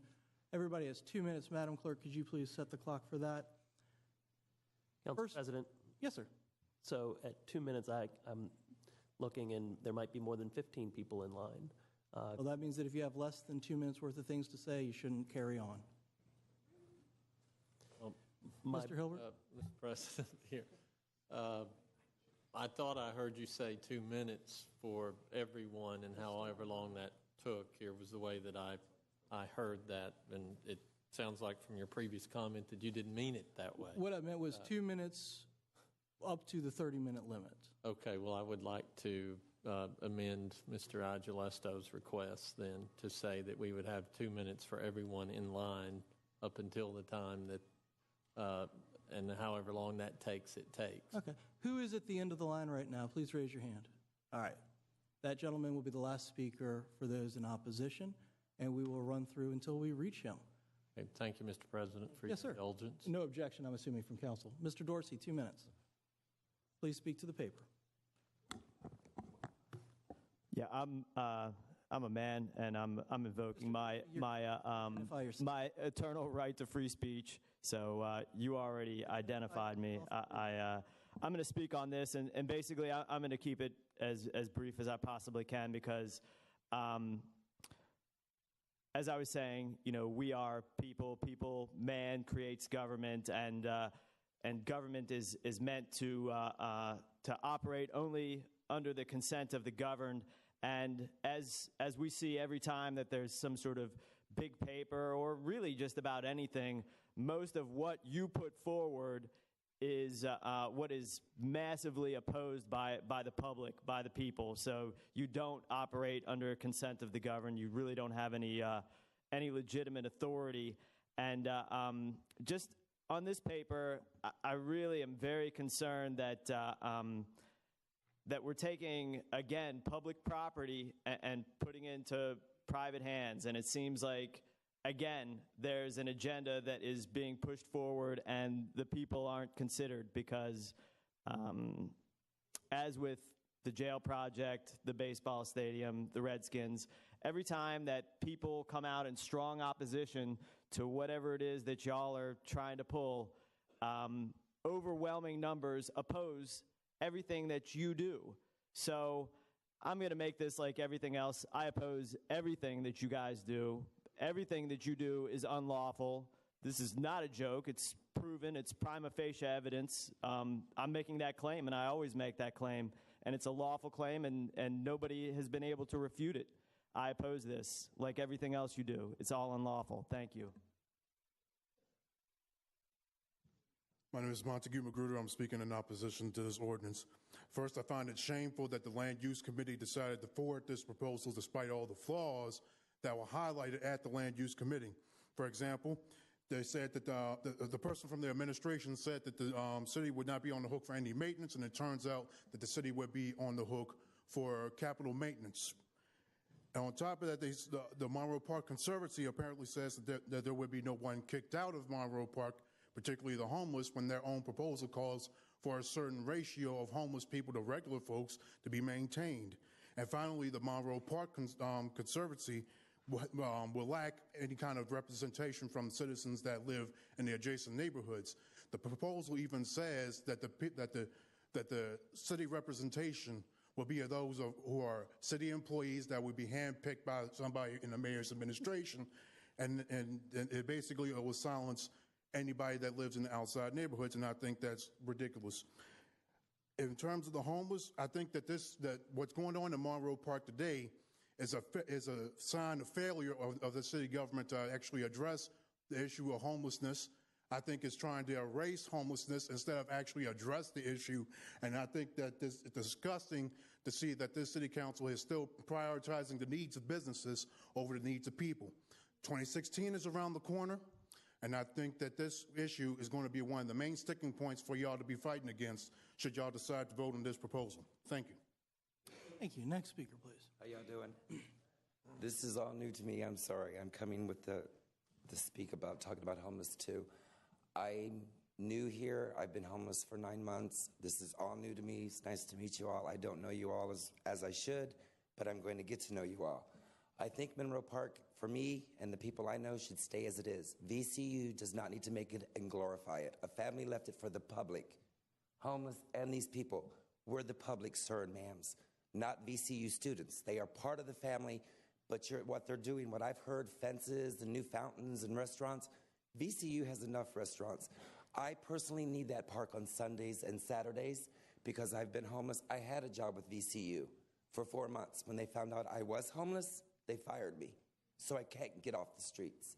You take away that park and make it private for the rich, which is what this is, let's be honest. I can't eat on Saturday and Sunday because the churches don't feed because the park does. The churches come to the park. I understand the drugs and the use of drugs and selling drugs and prostitution needs to go because I don't agree with it. I'm an educated man who found myself on your streets and I've made myself a resident here. I'm going to start doing this. I'm going to start speaking for the homeless because someone has to. I promise I will get to know each and every one of you. You will see me more than this. I don't have the numbers and the facts and the figures, but I would like to figure out a way because I think this should be stopped for a while because I, for one, am just learning about it. There's 300 homeless people in your residence. And if you take that, and more, but excuse me, I'm speaking, see. I'm trying to be. There's more than 300 homeless people in your city. We all gather in that park with residents. I've got 170 signatures that are all not homeless. They're students. I've been all over this city walking today. I haven't eaten. I'm tired. I'm frustrated, and I'm learning this as I go. I have 170 people, students, workers, people in offices that are opposing this. This is 170 of your residents that are saying no to this. I don't know what to do with it. I'd like to hand it over to you because I think it's right. If you've got 170 residents saying they don't agree with this, this should be stopped for a while. I'd like to learn more about it and speak for my family, which is the homeless. The park can be fixed up. Sir, would you like to summarize? You've gone over your 2 minutes. Okay, well, what do I do about my signatures? You'll give them to this nice lady right here. And I'm sorry, would you please state your name for the record? Oh, state my name for the record, James Orville Thacker. Thank you. Thacker. Next speaker, please. First of all, good afternoon, City Council. My name is Gerald Lester Jenkins Jr. I have been a resident of this city for 34 years. And yes, I am homeless. I have nowhere to go, nothing to do. And, well, unfortunately, I mean, yeah, I have things going on, but I'm not talking about me. I'm talking about my other constituents in this situation. Now, as far as that park is going on, as far as that park is concerned, we need that. I can't speak for nobody else but me. I went out there yesterday and got fed real good. And I'm not saying that because I know that what's going on out there, but that's not my problem. I go out there on Saturday and Sunday and eat real good because the churches that comes in there, they feed us. And personally, I need it because I have nowhere else to feed myself. I don't get food stamps. I don't get no other kind of aid. Sometimes that's the only place I can go, besides the Salvation Army, which feeds us every day at night. But sometimes this is not enough. As a 300-pound person, not saying that's my issue, but I've lived here all my life, and I've seen this city go down as far as our homeless community. And I'm not trying to make anybody in this council feel bad. But as far as my situation, it's going down here. And the only way I can sometimes feed myself and feed my other brethren is through that part of what goes on.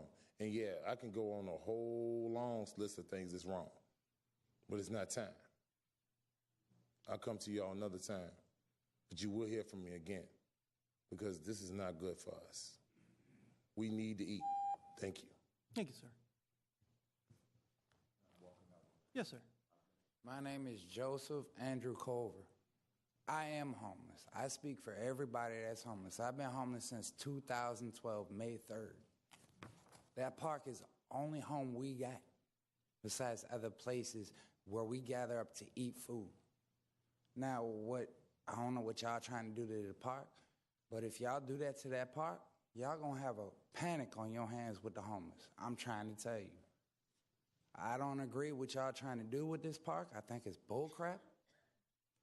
But I gather there every Saturday and Sunday. Even if I'm not there, I know my brothers have something for me to eat. When they're not there, I do the same for them. And I speak for everybody that's homeless. Across the globe, we all think it's bullshit. Excuse my language.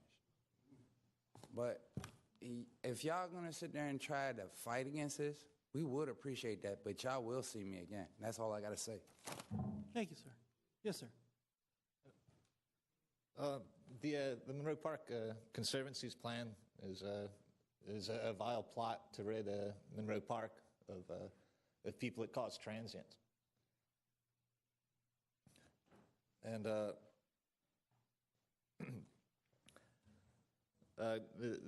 plan of Carnage Creations is to partner with Director John Lewis from Renew Richmond, and instead of Pentank Fields and Coates Fields, create and manage edible landscapes, and have some fruit trees and things in the park. Mo will organize volunteer cleanup days and leaf removal,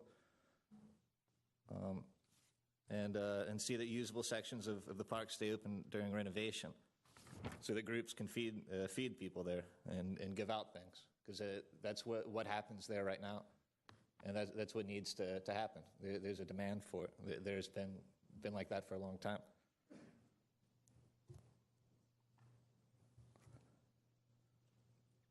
The Conservancy's master plan says that crime and vagrancy have tainted Monroe Park.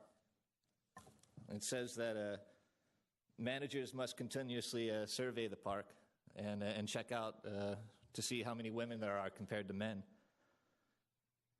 And, because I guess women don't feel safe around transient people or whatever, as the plan calls the homeless.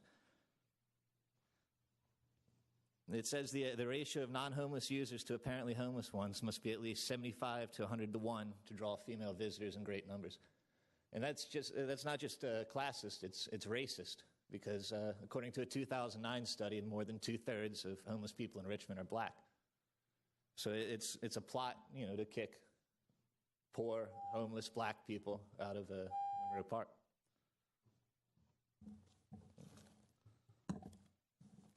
I'm sorry, would you please state your name for the record? Derek Jones.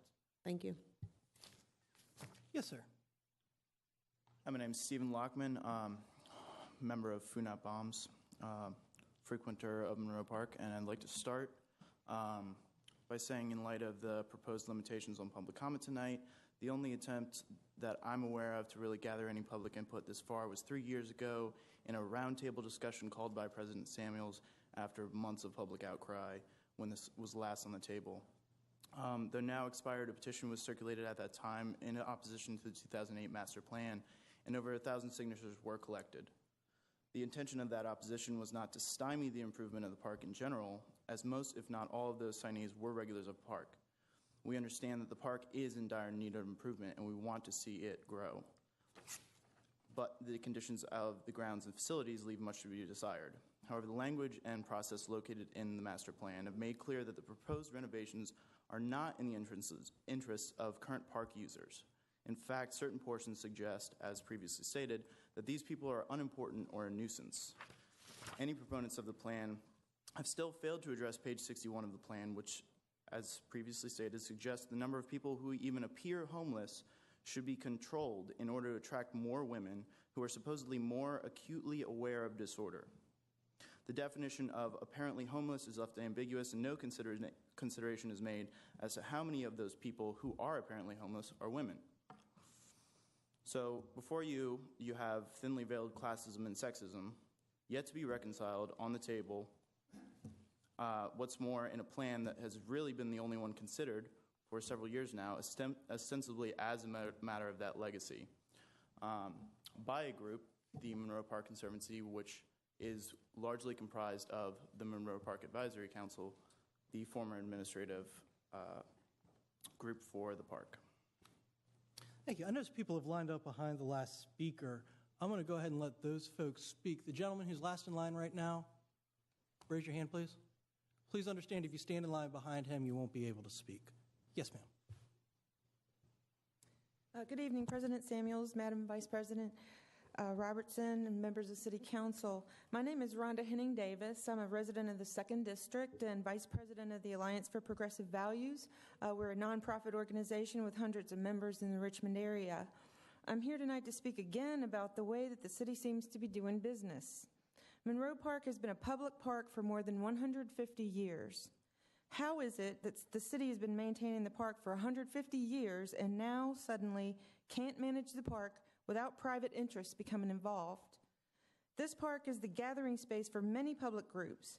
People have gathered at the park to do Tai Chi, to organize for rallies and events such as Paint the Town Green, for cultural events, and for charitable events such as the weekly charity of Food Not Bombs, who've been serving nutritious meals to the homeless and poor for nearly 20 years at this very location. We're opposed to a private group, especially the Monroe Park Conservancy, which seems to consist of many of the very same members as Venture Richmond, to take over the operations of the park. Again, the process here seems to consist of private meetings with very familiar entrepreneurs, which culminates in a grand plan that's already laid out and decided upon without any citizen input into a public space. By the time citizens hear about it, they have very little time to respond to the plan or to research any of the group who serves to profit by the public-private partnership. In this case, VCU's president is also on the board of the Monroe Park Conservancy. We don't want to see our public park become more of VCU land. The students who attend VCU understand that they attend school in an urban environment, and urban environments contain poor people and homeless people and people of all socioeconomic circumstances. Attending VCU means that students' education also consists of learning to live within their urban environment, even with the people who are not as fortunate as they are to be receiving a secondary education. The park is for everyone. This plan seems to be designed to eradicate certain members of the city from the park while favoring others. We at APV would like to keep the park a public space. If the city needs help with the park's renovation and improvements, they should call on all citizens for input and assistance. There are plenty of groups who would be willing to participate. Thank you. Thank you. Next speaker, please. Good evening. My name is Claire Chute. I've agreed with everything that's been said thus far, so I don't really want to repeat any of those points. I'm really concerned about the concentration of power and land into the hands of a few players in Richmond that's been going on. It's consistent and frequent, and I'm really, really tired of it. I don't really need to turn around, but I know that there's a few people in the audience that are not in line, and if they could raise their hands to show their dissent to this plan, that would be great, so you guys have a visual that it's not just everyone in line.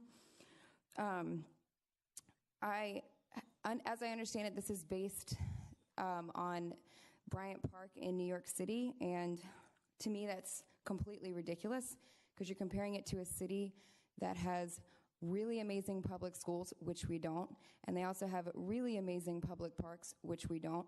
And in those parks, they have amenities like playgrounds, pull-up bars, skate ramps, basketball courts, tables and chairs, which we don't in Monroe Park, chess tables, and I'm really unclear why the city of Richmond can't put those simple amenities in and it has to go to private hands. We seem to have no money for the people, but we continuously have money for things like stadiums and training camps, and it's getting really, really tiring. It's time that we spend our tax dollars on making our public schools, our public parks, and creating public programs for the homeless, because we don't have them, before private development that only benefits a few. This is our central park, and we need a lot of input from all our citizens. Thank you. Thank you. Next speaker, please. Good evening. Good evening. My name is Phil Cunningham. I'm a resident here in the city of Richmond. I'll keep it short and sweet. I would just like to reiterate all the points that the folks before me have made, especially Ms. Chute, in terms of we need to focus on the needs of the people and not the needs of the capitalist class. In terms of privatizing Monroe Park, there needs to be public input, and this criminalization of the homelessness that has been going on for the past few years is really troubling, and I think those folks that spoke first can attest to that firsthand. So I would just like to continue my opposition of this plan and the bid by the Monroe Park Conservancy as it stands. Thank you. Thank you. Next speaker, please. My name is Amber McNeil. It's odd that Richmond can't manage to maintain and renovate Monroe Park on their own, but still herald the park as significant and a symbol of Richmond. It's odd because as the city has money to build a training camp for another state's team and a stadium for a minor league team that could leave at any time. I also think it's ridiculous that Richmond is pandering to VCU and their students when VCU students will be here for 4 years and then leave.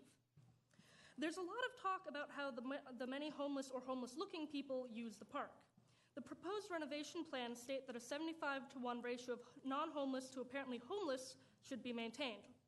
What does apparently homeless mean? Is that a legal definition, and why is it that part of the public should be discouraged from using a public park?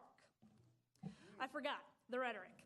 Homeless people are inherently violent or criminals, but neither of those claims are backed up by actual fact from either national or local sources. The only murder in the park occurred in 1959, and I would hazard a guess that the surrounding area, with its high density of students who carry around laptops and aren't very observant, have higher crime rates than what actually occurs within the park. Ms. Massey was quoted in 2013 saying that the hope with the renovations was that anyone who wants to can walk through the park without feeling unsafe. Obviously, people have the right to be safe, but feeling safe isn't something reasonably possible. There's no way to make the park feel safe to everyone. Myself and others feel unsafe around police, but that doesn't mean that security of some sort isn't going to be in the park, nor does the presence of security mean that the park is unsafe. What Ms. Massey and others mean by making the park safe is to remove the homeless or those who look homeless, despite their being part of the public whom should be able to use the park and feel safe doing so. If you're afraid of homeless people, you disgust me. Homeless people are more likely to be attacked by the non-homeless. Folks, this is your literal one warning. Next time we get an interruption, we'll take appropriate action. Sorry, I'll give you back your 15 seconds they took away. Homeless people are more likely to be attacked by the non-homeless than vice versa, with rates of crime against the homeless rising. Leasing the park does not absolve the city of the financial burden of renovations. In fact, they're putting $3 million in. Instead, it removes oversight and introduces the possibility of classist or racist exclusions of use. And we, the people of Richmond, are not going to stand for it. Yes, sir. Mr. Poole. Honorable council people, my name is Charles Poole. I'd like to preface my remarks by saying I don't think it's fair that the public cannot speak on April 14th, because so far the public has only seen one of the proposals. So how can we address both proposals when we haven't seen them? I can only address the Conservancy's proposal tonight. There was editorial in the Times-Dispatch that said Monroe Park belongs to the people. This is so important because the people are not represented on the proposed conservancy. There is no neighborhood representation. I have remarked recently about what a bad deal the Browns Island lease is, but this is far worse deal than that. The Browns Island lease, Venture Richmond pays $1 a year and gets to rent out Browns Island for $4,500 a day. But even the Browns Island lease, Venture Richmond is responsible for the security, paying the electric bill, the water bill, the gas bill. They're supposed to pay the real estate taxes, although they haven't done it. This proposed conservancy leaves the taxpayers on the tab for when the Checkers building is renovated as a restaurant. The public is going to have to pay the water bill, the electric bill, the heating bill, the gas bill for this restaurant for 30 years. This is the most absurd lease. I almost wonder if the council people have had an opportunity to look at it. VCU is given total control over the tree maintenance. These are the public's trees, not VCU. The city has a wonderful parks department with a tree department, tree surgeons, which is not found at VCU. The Monroe Park Advisory Council, which is currently in existence, has representation from all the surrounding neighborhoods. But the Conservancy has none of that. I do summarize. Well, if I can summarize, if Council 14th on the 14th will allow us to read both proposals and comment on them, I'm certain that there will be calls to amend this lease, amend it to put the tree maintenance back with the city, amend it to put neighborhood representation on whoever is leasing the park, amended to enforce that there will be free public use of the park for feeding and other uses, amended so that the term is not 30 years when all of us will be dead and gone, and lastly, amended so that the city can break the lease. As it is, the Conservancy would have a right to end the lease, but not the city. So thank you. Thank you, sir. Yes, sir.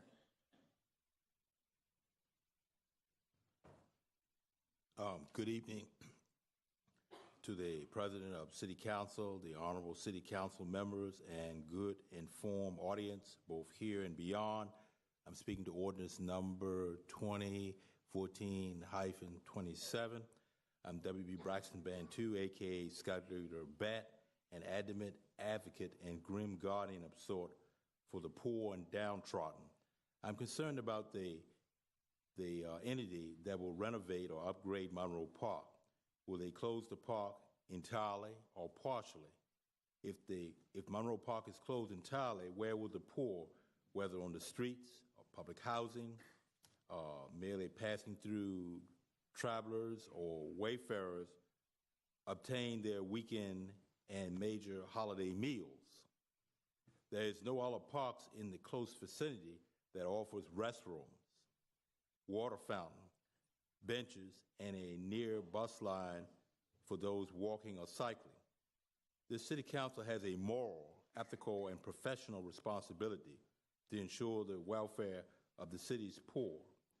It is both humane, ethical, and a Christian duty to do so. Revenue and pursuit of profits should not be the motivating factors. I shall trust Jehovah and your conscience may guide you ethically and wisely. And there's a scripture from the book of Proverbs 30, open your mouth and speak for the poor and the destitute. I shall say good evening. I thank you. And I give you the salute of the bat. And I expect to return next month to speak on the deplorable condition of 505 that was written up in the Richmond Free Press, February 22nd, House of Misery, or I call it a man-made purgatory. Thank you for allowing me to speak to this issue. I thank you. Yes, sir. How y'all doing tonight? My name is Timothy A. Lewis. Haven't really been much here in your city all that much. Spent most of the time in jail, or we won't get into that. But since I did come to this city back in '09, Monroe Park has been like a benefit to me. I've been homeless since I was 18 years old. I've been through more than you can all probably possibly think of. And I'm still struggling with life, still dealing with my issues. But I got a good step now, and I'm going up the ladder. I got me a part-time job. My housing's coming out great with certain charities and whatnot. But y'all take Monroe Park from us, man. You're going to take like a piece of our life away from us. You know, a lot of us benefit on that park because we do get food. We do get a change of clothes. Because I've had to work the last 2 weekends, I've been wearing the same clothes and same socks for 2 weeks because I ain't been able to get to Monroe Park. But my boss now knows that, and she's put me back to work during the week. So I'm going to get to go Saturday if it's not closed. So I get me a new change of clothes. You know, I really depend on that park. And I miss the Korean breakfast most of all. Thank you for letting me speak. Thank you, sir. Yes, ma'am. Before my time starts, could I get this passed out to City Council members? Yes, ma'am. Thank you.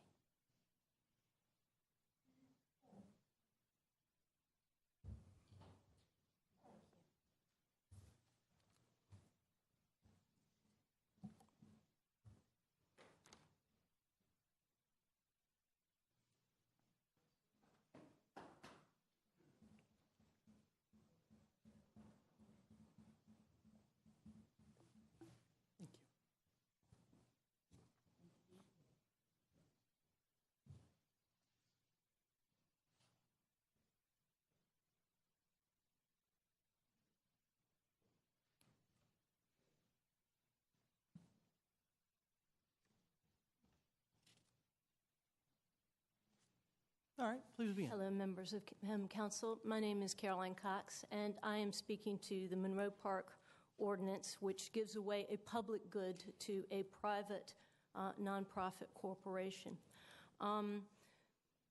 They say that pictures are worth 1,000 words. How about some tax records? Before you see from 3 different agencies reports that show that the Monroe Park Conservancy either has not reported or has no money. So if you note, one is from the nonprofit Facts, one is from GuideStar, a corporation, a nonprofit corporation that actually is used by funders to advocate for or inform them about funds available and how they are used by nonprofits. And you also have an IRS easy postcard that was submitted by the Monroe Park Conservancy, saying that basically they are not declaring what kind of money that they have. Since you now have 2 bids before you, I suggest that it will appear to be incorrectly done should the other bid, which we do not know the amount of, be more than the bid for the Monroe Park Conservancy. Why would City Council lease a property for 30 years to an unproven nonprofit who appears to have raised no money? If you look at the forms before you, you see 0, 0. You see on the GuideStar recommendations here that while there is legitimacy information available, that they have not participated in the GuideStar exchange, they have not reported revenues and expenses to GuideStar, they have not reported their mission statement, and an impact summary is not available. And all of those are exclamation points that funders will see. And I hope that's my 2-minute mark. But in summary, why can't City Council ask for the right in an amendment to this ordinance to appoint members themselves instead of just relying on the mayor's choices? Why does this have to be for 30 years instead of 4, which actually does not require re-advertising?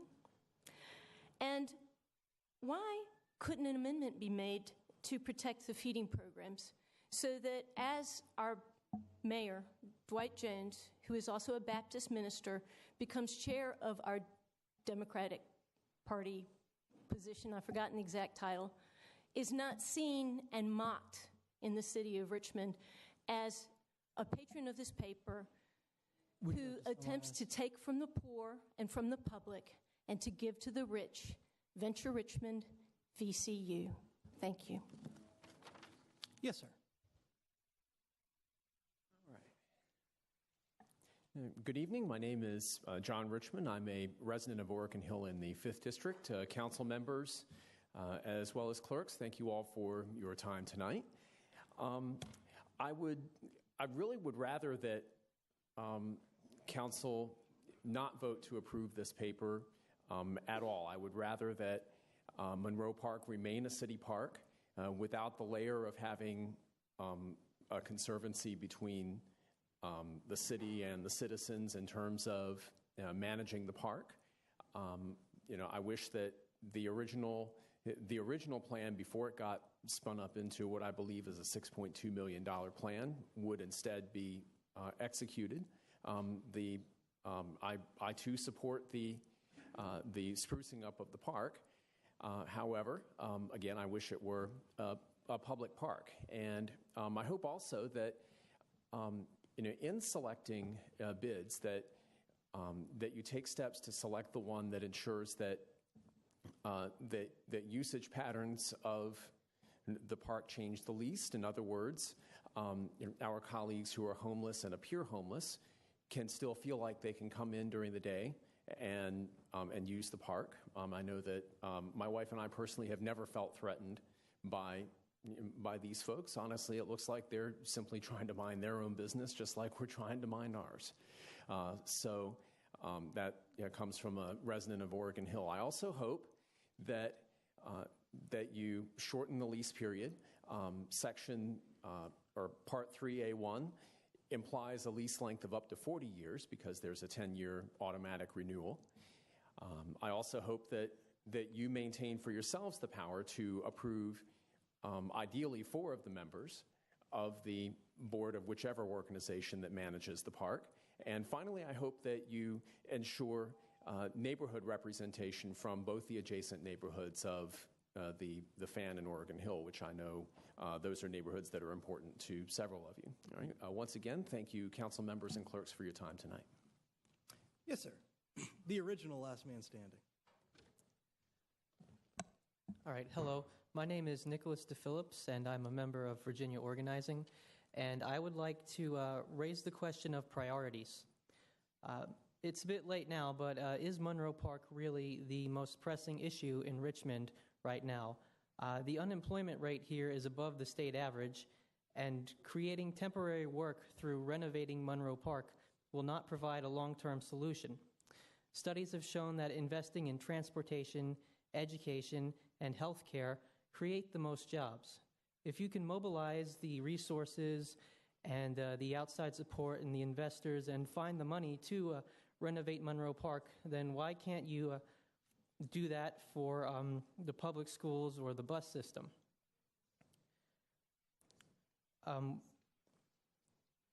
Without the park, as it's been said, without the park, the homeless will be more visible and therefore more likely to be targeted and jailed.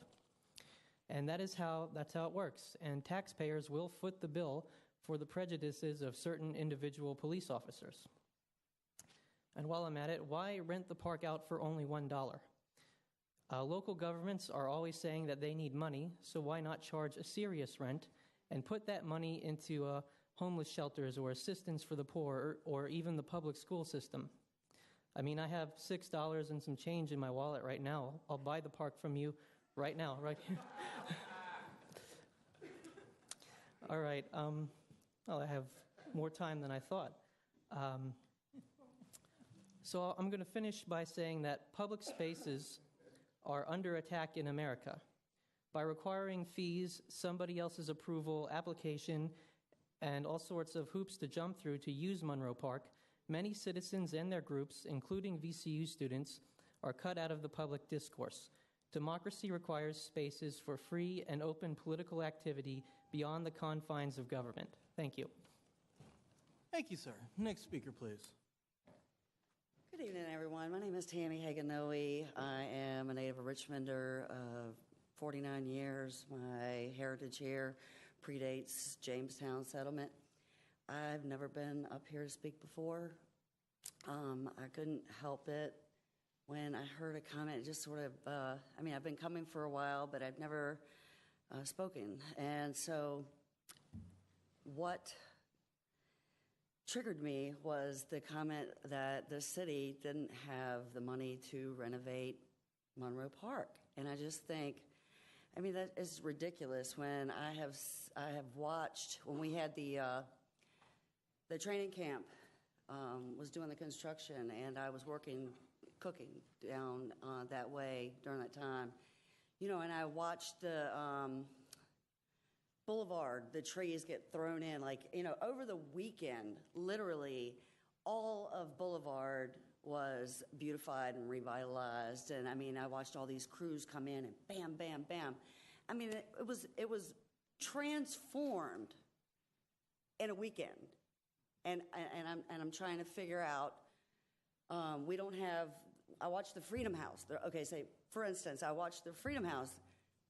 was there for 30 years, for as long as I can remember, aided people, very little money, mostly outside resources, people's charity, to come in and help people to rebuild lives. And, something like that gets shut down. And then Conrad Center, shut down. But we can throw all this money into, us. I bet you what it cost to plop those trees in the ground and do all this hoopla for the training camp to be here for a couple of weeks could have fed and regenerated lives for hundreds of people in the city of Richmond. And we're talking about we can't afford to fix Monroe Park. It's disturbing. It really is. And, my time is up. And I'm glad I came up here. It's really been bothering me. And I don't see where it really is a nonprofit. Obviously, the people who are calling themselves nonprofit, this Venture Richmond, hoopla, somebody's profiting. Somebody's profiting. I've looked at some numbers, and I'm not really prepared. I should have been prepared, and I wasn't. But I've looked at some numbers, and somebody's making some money. Thank you. Yes, ma'am. Hi, my name's Sierra Wega. Thank you all for listening to us. I know that takes a long time and a lot of patience. But I am a VCU student, and I know that a common concern you guys have for the students is that we don't feel safe. And I just wanted to speak for myself and some of my VCU friends that are here too, is that I actually do feel safe, going to the park. And I think, in general, I just love the culture of Monroe Park and just, the feel of it. And I think walking around the city of Richmond in general at night isn't a wise thing to do. So, of course, I'm not going to walk in the park at night, just like I would in any other place. And I think another concern I have is that I'm part of a campus ministry on campus, and I heard that the new private-owned park that's going to happen is if that you want to have an event at the park, you're going to have to pay money, and it's just I know that when we want to have events or have games or something, we can just go and use it for free. And as soon as I heard that, I was like, wait, what? And I actually wasn't even planning on speaking. I'm a journalism student, and I just came to write a report on the council today. And then I just heard all these people talking. I was like, maybe they should hear the opinion of an actual student. And I don't fear the park. I feel quite safe. I did choose VCU knowing that it was a city, knowing that there was homeless people there, knowing that this is the vibe that was going to come. But yeah, I just really hope that you guys think about it. I love that it's free. I love the feel. And a lot of people feel that way. So thank you. Thank you. Yes, sir. Ilya Davis, resident of the 4th District, not a resident, but a homeowner in the 4th District. 2014-10, Monroe Park, that's the subject matter. I think that it should be an alternative. It should be some type of alternative that if you're going to move those individuals out of that area, I think it's horrendous that we don't have some type of alternative. And that's what caring is. Caring is an anticipation of one's needs. Another thing relative to that part, going back to where I started, is that I think that there should be some type of fairness. That if we're going to give Bon Secours parks, if we're going to give grant to Monroe Park, when is there going to be a surplus building granted to low-income areas? So that's the idea that we have for 1900 Cool Lane, the old Seven Hills Nursing Center. So whether it's that or any type of club, because the thing is this, is that we have to do more than we've done for Blackwell, demolish them, and then take the residents, blow them where they may lay. And that's the same thing with Monroe Park. The feeding program that's going on there is not that important. It's about the classism that exists on this level. It's about the classism that exists on a level above that. And when it comes to the poor, to the 50% generally, or the 75% when it comes to African Americans, there's no regard. Thank you.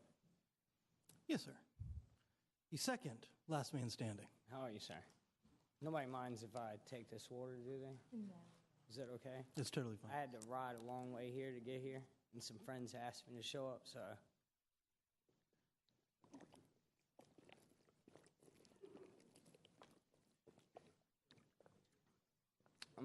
I'm nobody of importance. The point is that I've been stuck in this town for 8 years, thrown out by a church that this city endorsed because they decided they were going to steal from me, and I stood up for myself. Yes, ma'am. I got stuck in this city for the past 8 years by a church that this city endorsed. I was just thrown out and nowhere to go. And I'm here because my daughter's here. This park has saved my life. The services that are in this park have saved my life and others that I know of. I'm not going to speak for anyone else, and no one can speak for me. I can only speak for myself. If you guys shut this park down on the homeless, you might as well engrave the names of everybody that you're going to destroy on these walls. And it's going to take this room and another room to do it. You guys would be hurting a lot of people. There's a lot of people that rely on these services, that these churches are so generous to come out of their heart to help us. And unfortunately, my situation, I got stuck. And I'm only here because I have a child. And the city has kicked me in the face over and over and over and over. And the only ones that help us are the ones that come to the park and feed us and give us clothes and try to guide us and tell us it's going to be okay. Just keep going. Don't stop. Just keep pushing. So please don't keep kicking us. Thank you. And I'm sorry, could you also state your name for the record? Stephen. Stephen?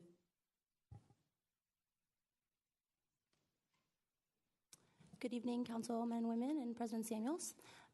My name is Isabel Zanone. I'm a senior at VCU here. And I just, again, wanted to sort of address the idea that VCU students do not feel safe in the park. I think that's pretty crazy. In 1995, my parents were residents of Oregon Hill and homeowners as well. And my mom felt perfectly safe taking me to learn how to rollerblade in Monroe Park when I was 4. She also felt perfectly safe to take me or to send me, as well as I felt perfectly safe to go to VCU and live in the dorms across from Monroe Park. So I just wanted to go ahead and state that the VCU student population, while it might not be well represented in this meeting, does oppose this privatization of Monroe Park, and those numbers are large and they do exist. So I just wanted to go ahead and let you guys know that those people are represented, although not in this meeting. Thank you. Thank you. Yes, sir. Good evening, Ron Skinner, resident of the city. I'm concerned that you're debating this particular item, and I'm really sorry that I missed all the previous meetings where I would have been able to have more input. I know you can't even talk to me now. All you can do is listen. And that's unfortunate. It's not the perfect process, obviously. But I think, as you can hear from the people out here, there's a lot of discussion that didn't take place, a lot of ideas that didn't get aired, and a lot of concern about things that if they'd been reading the paper or maybe gone to the meetings, they'd know, which I also don't know. My concern, of course, is when something privatized, we know what happens. It means you're able to throw the homeless out. To me, it's like an admission of failure of the city to deal with its poor. And this is a sad thing because Richmond has 26% poverty rate, and we should certainly not be throwing them out. We should be embracing them. I think it's a bad sign if we think the city and its power to act would find something as duplicitous as privatizing a park, a public park that people have used for 100 years just because we can't figure out what to do with these unpleasant folks. Not that they're necessarily unpleasant, but that they irritate a lot of people, understandably. Sometimes they're a little rowdy. Sometimes they get drunk. Sometimes they sleep in the park. Sometimes they do other things you don't even want to talk about in the park. But the question is, are they of our city? And of course they are. We have 46% poverty rate. People in poverty don't rise to the best possible social expectations. And by shutting them out, we're not going to help them or ourselves. We're going to take a reputation of people who would rather push them out through some artifice than to deal with them. The city needs to learn to deal with this. We're still under the shadow of massive resistance. And we need to step out from under it. We can't keep using this rote solution of, well, we'll just privatize and make us throw them out, or other measures that exclude things. I mean, we can't even get a bus into the counties, you know. We have a lot of things to deal with that are much more important than privatizing a park. I don't know all the background to this, and I'm really sorry I didn't make it to the meetings in advance. I wish I had. I'll get on your mailing list so I can make more cogent remarks in the future. I wish you luck with this one. I really hope you don't find this a good option, because I think the city and our own future collectively, not to mention these people who spoke, all think we could do better. Thank you. Thank you, sir. That concludes those in opposition. Are there those? Sir, you haven't been in line the whole night. Come on down. I wasn't in line. I had to sit down. My feet was tired. You know, I'm sitting here watching y'all debate about a park, okay? While people getting killed down here on the street. Y'all want the park? Take the park. Go in the end run, when you get the park, where they gonna go? Use your mind. Where is all the homeless gonna go? So you take the parks, you got them all in one section. You won't build shelters for them. You won't do anything for them. The church is giving them food. Take the park. They be in your back door, living on your porch, going through your garbage cans. Are you really crazy? Take the park. They're all in one spot. You only got 3 choices. One, either build a shelter for them. There's 17 buildings out here that's empty with lights that runs every day, that burn like electricity every day. And y'all sitting here and you act like y'all blind to subliminal, okay? Do you want somebody waking up in the morning sitting on your front porch? Are you silly? Are y'all just really crazy? You know what I mean? City council, city joke. Because there's not no kind of place to play this kind of game. These people are hungry, dumb, retarded, mental illness. What's wrong? Do you ever take off your clothes and walk down the street and see what's going on around here? Do you? I guess you don't. You sit back in your little Calgary world and you don't see nothing. These people, once you shut that park down, you know where they'll be? Spread out on your door. Might start robbing your ass. Real talk. Walk out the door, you see about 16 homeless persons hitting you up. Do you remember the incident that happened a couple years ago when a mental illness person came up and stabbed a woman because she wouldn't give him $1? Sir, would you like to summarize? Your 2 minutes are up. Okay, 2 minutes up. Welcome to my world. I'm sorry, would you please state your name for the record? Peter Coy. My father was a reverend. Thank you. Have a good day. All right. Are there those in the audience tonight that wish to speak in support of the proposal?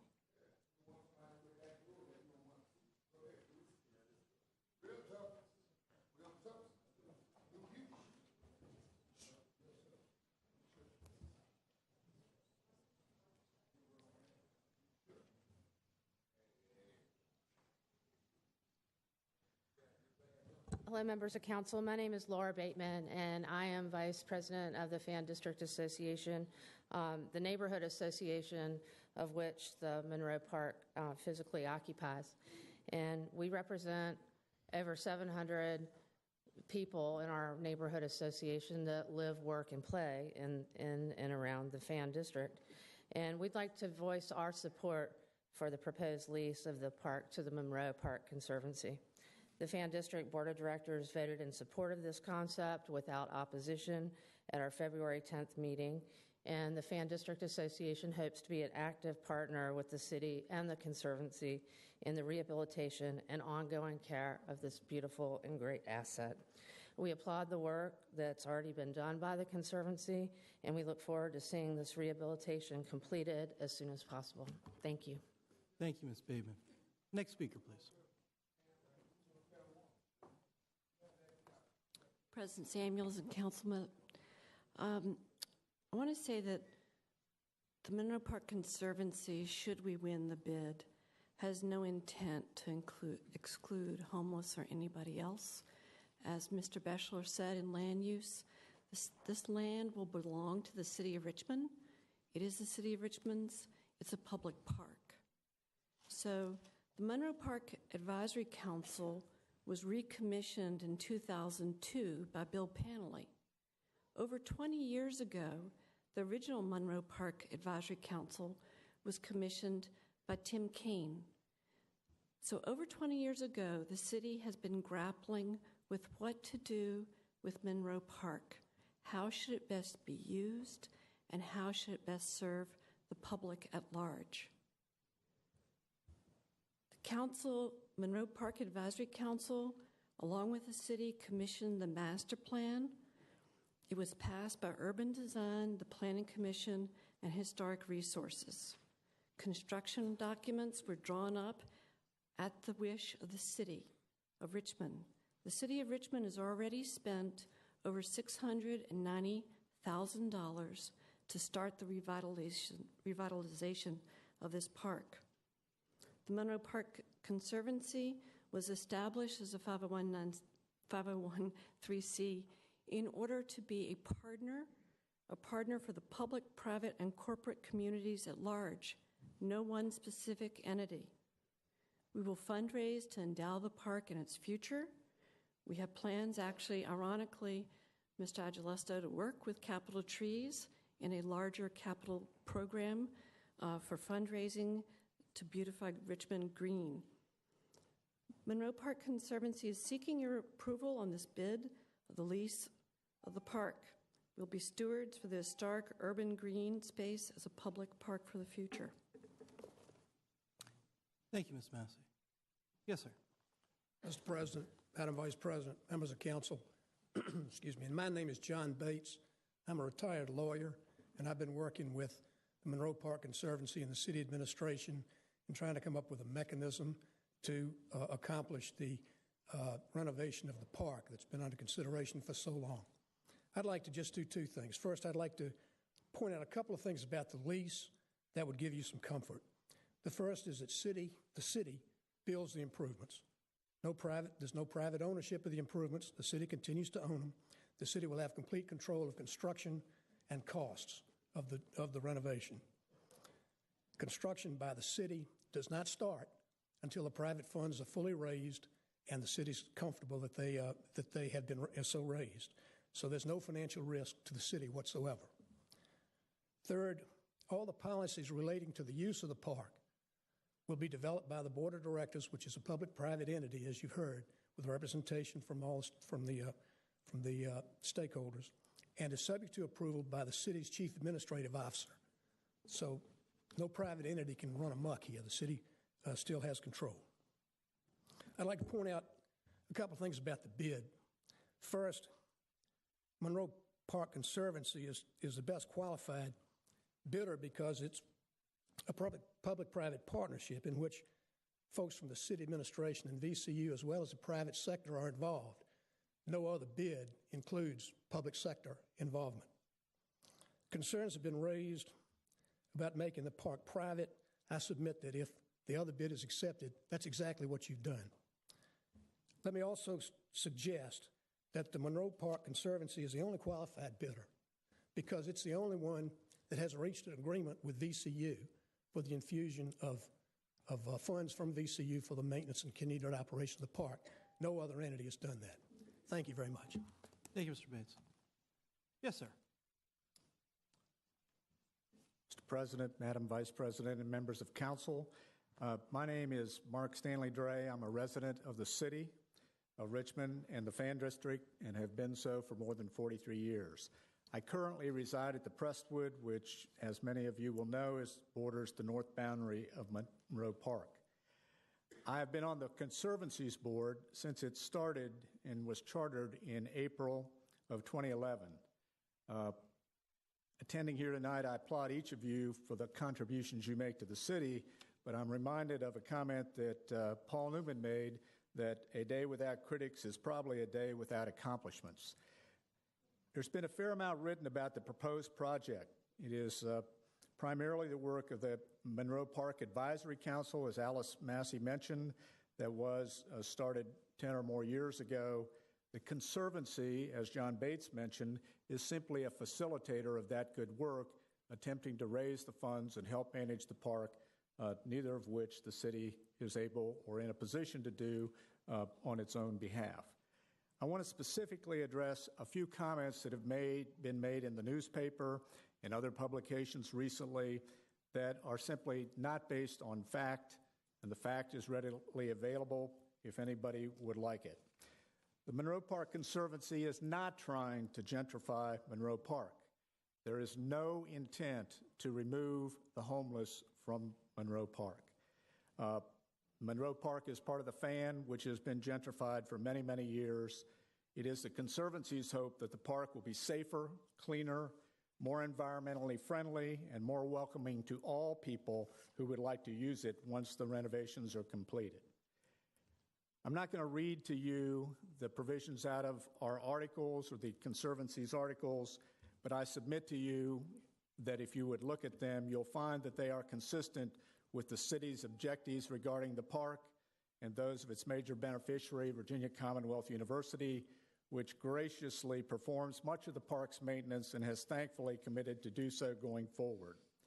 The city is not transferring the park to a private owner through this presentation from under our proposal. Let me be very clear about that point. Contrary to popular suggestion, Monroe Park is not being privatized. The city will continue to own the park. As John mentioned, the Conservancy does have the right to propose some use policies for the park, but all of those are subject to the approval of the Chief Administrative Officer of the city or his or her designee under the terms of the lease. The city effectively has the right to terminate this lease at any time it wants, especially if we are not performing up to the terms of the lease. There's no effort to perpetuate a board of directors here. There are term limits, and 2 of the directors are nominated and elected at the mayor's nomination, and the same is true about Virginia Commonwealth University. I don't think anyone would call that privatization. Point of order. Just one moment, Mr. Agelasto. The reason he's allowed to go on is because we gave the other side over 45 minutes. There's not enough people to fill up 45 minutes here, so I'm using a little latitude. Okay. The last 2 comments I have is that the city does have a homeless problem. I think everybody in this room is aware of that, and I think most of us on the Monroe Park Conservancy's board would applaud the attention to some of the issues that have been raised by those that spoke against this. The city needs a workable solution to meet the needs of this underserved population. Monroe Park Conservancy has no objection to keep homeless out of the park. It is a long-term solution that does need to be addressed, or a long-term problem that does need a solution. All people, including the homeless or the houseless, as some refer to them, will be welcome in the park after its renovation. It is hoped, however, that the renovation of the park, with an increased emphasis on safety and keeping it clean, will make it even more welcoming and inviting to all who would like to use it. Finally, the Conservancy and its predecessors have been attempting to move this process forward for several years. Pure and simple, it is long overdue, and it is a project that needs to be undertaken to facilitate the restoration and the maintenance of the park. The city simply doesn't have the resources to do and undertake on its own. This is not the time to slow this process down. We need to move it forward, because if we don't, there is no chance that this will be done in time to meet for the city in hosting the UCI Road World Cycling Championship in 2015. So we implore you to move forward with this project as soon as possibly feasible. Thank you. Yes, ma'am. Mr. President, Madam Vice President, and council members, my name is Eleanor Kuhn, and I live across the street from Monroe Park in the Prestwood. The history of Monroe Park is well known. It was a parade ground for the Confederate Army, a field hospital, fairgrounds, baseball field, playground, and Sunday strolling, concerts, and more, a green space for a newly urban area. Over the decades, it has slipped into unsightly disrepair, benign neglect from the city, minimal maintenance from VCU, lack of law enforcement, lack of respect from those who frequent the park have caused it to become an eyesore. Uneven, broken walking paths, broken edging blocks, unsafe trees, broken doors in the checker house, on weekends, filth and garbage throughout the park, and by the way, we have rats. This makes it fairly unsafe, and I challenge anyone here in this room to find a family with children playing in the park on any given day. The hope of the Conservancy, the city, and VCU is to bring the park back to a safe, beautiful, green space for all to enjoy. A Times-Dispatch columnist asked a while back in his column, who will benefit from this restoration? My answer to him was, and still is, that every law-abiding, tax-paying citizen of Richmond will benefit from this renovation of Monroe Park, one of our gateways into Richmond. Thank you. Thank you, Ms. Kuhn. Yes, sir. Good evening. Thank you for the opportunity to speak. My name is Steve Rosser, and my wife and I first moved to the city in 1986. We moved to the Fan and renovated a couple of houses. We left and went to the suburb. We recognized the error of our ways, moved back to the city a year and a half ago. We live directly across the park and enjoy living there. We also own a business that's located in the city of Richmond. I'm in the park every day. I have a dog and I walk the dog in the park. What I've seen over the past year and a half would make your toes curl up in your shoes. Language, activities, totally inappropriate for a public space. If it were a workplace, it would be considered a hostile workplace and there would be lawsuits. I've seen the plan from the Conservancy, and I think it's a very good plan. I'm very confident in its success, and I would strongly urge the council to approve it and move forward with the plan. Thank you very much. Thank you, sir. Yes, sir. Mr. Stees, twice in one night. How are you doing? Good evening. My name is Chuck Stees. Good evening, Mr. President, Ms. Vice President, members of council. I'm a 5th District resident. I served on the Monroe Park Advisory Commission that Bill Panley created, not the one Tim Kaine created. And we served 3 3-year terms in that capacity. During our early discussions, one of the first things we tried to figure out was how to get the cars out of the park. It had turned into a parking lot for Sunday services, for funerals, for presentations at the Landmark Theater. That was a struggle, but we did that. And then we looked at our next objective, and that was, how do you attract people to a park? And the surprising answer was, you get people to come into the park, because people in a park is what attracts people to a park. We looked at other areas, places that had parks that were underserviced or underused, and looked at the ones that had turned themselves around and become vibrant centers for their community. One of them was Bryant Park in New York. We instituted a master plan. Once the master plan was done, we had construction documents done. All that's history, but it's brought us to where we are today. I'm not a member of the Conservancy. I'm not on their board. I don't have any real relation with that group. However, I'm speaking in favor of this paper, and that is not to say I do not have reservations, but given the options, yay or nay, I speak in support as I want to see the park preserved and improved. That said, this is a discussion that would not be necessary if the city took care of its core functions before allocating dollars to non-core functions, and parks is a core function. The things like the police department, a citizen can't go out and create its own police department or its fire department or its parks, but there are a lot of things that the city spends money on that citizens could spend their money on. And when core functions go lacking because dollars are diverted, you have things like parks that fall into disrepair. You have problems like homeless who have to congregate under overpasses in order to have a place to spend the night. I sympathize with the concerns of many of the people who oppose the lease, but the solutions to the problems they spoke of are not limited to the Monroe Park solution set. And those problems should be given a high priority regardless of the outcome of this vote tonight.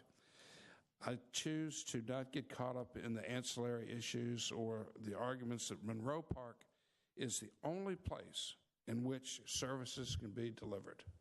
I think we've got like 108 parks. Anyway, the issue is whether or not to go with the opportunity to revitalize Monroe Park. I support the revitalization of Monroe Park. Thank you. Thank you, Mr. Steves. Yes, sir. President Samuels, Vice President Roberts, and members of council, thank you for the opportunity this evening to speak. My name is Scott Ukrop, citizen, and also serving on the Monroe Park Conservancy. And I want to speak to the construction documents that Ms. Massey referred to and just some of the planned improvements. And basically, the overall idea was to address infrastructure needs within the park and primarily a lighting system that supports 1920s lighting. So any types of upgrades for lighting. I know there have been people that say safety is not a concern, but the idea is how do we make the park feel more safe, secure, open for all? And so just to get lighting improved requires massive overhaul. Back to the public-private partnership, the idea is the city has lots of priorities, lots of places where money needs to be spent. The idea behind the Conservancy is to have the city pay for infrastructure needs, everything at the surface and below. The Conservancy has been charged with raising funds for all the improvements above ground, all the amenities. So that's really what we think is the beauty of a private-public partnership in that respect. And finally, just would like to address one thing that Mr. Agilesto addressed earlier with the capital trees and the sustainability side of it. Again, we have lots of issues to face, but right now, those of you that know the park it's a mix of asphalt, concrete, and compacted soil.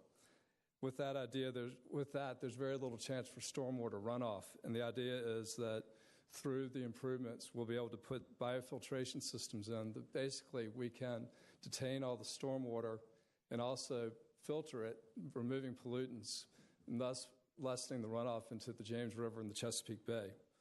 There's also part of the plans that include incorporating 3 inches of compost, again, to alleviate the compacted soil, just again to improve the runoff conditions and really address stormwater. All this is important as the city seeks its Green RVA initiative to become a Tier 1 city. Just one other thing that we need to consider as we're looking to fund all the other parts and pieces of the things that you all need to address. So thank you tonight for your consideration. Yes, sir. Good evening. My name is Tom Lisk. I'm a nearly 30-year resident of the city of Richmond, and my wife and I have lived in the Fan District for that entire 30 years and raised 2 kids.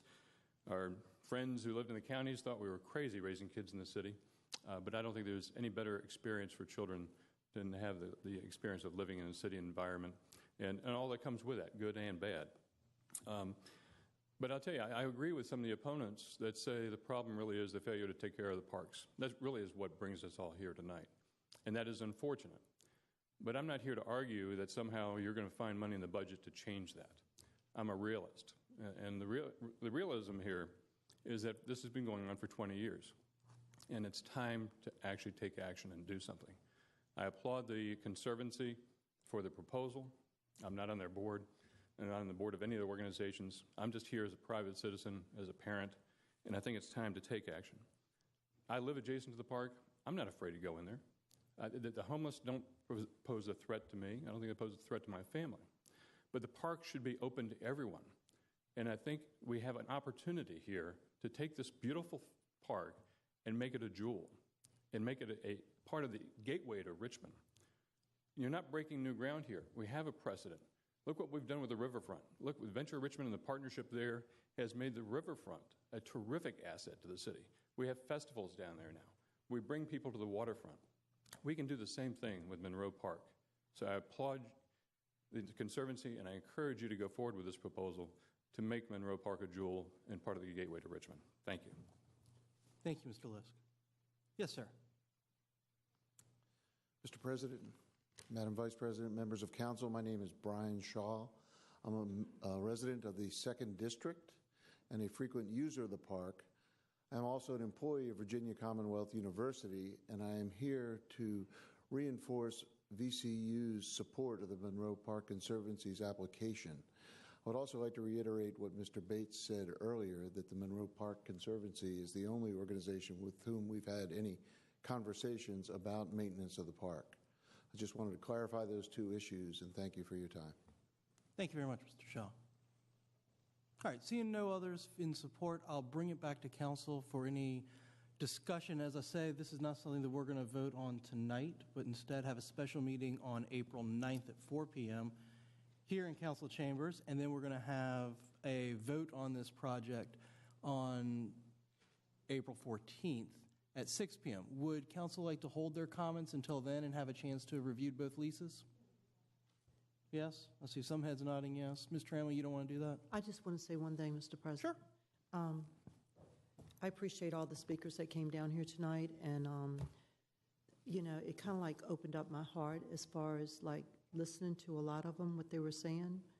And I think that, in my heart, I think we need more discussion, because a lot of the citizens made good points as far as like saying, where would they go? Where would they be? And we know that when you see a stranger in your neighborhood, we have taught that with community policing, call 911. And as they said it, they have no place to go where they're going to be in our neighborhoods or anybody's neighborhood. And then what's going to happen? The police are going to be called. They're going to be arrested. Then where do they go? So I think, and then some of them, as one of the last speakers, he basically said that, there's challenges in the park with the homeless people. Some of them have mental illness. Some of them are, they need help. They're hungry. And then what about all the churches and all the other people that come out there on Sundays and feed them and give up their time so that they won't have to be hungry? And I know that I've been called many times to ask, could I get them certain blankets, some coats and things like that, because there are so many people at Monroe Park that don't have items to stay warm because they're outside. So I just think that maybe we can have just a little bit more discussion so that when we do talk about this, we can be able to say, hey, you're going to have this or you're not going to have this, because I think there's like some miscommunication out here right now. Thank you. Thank you.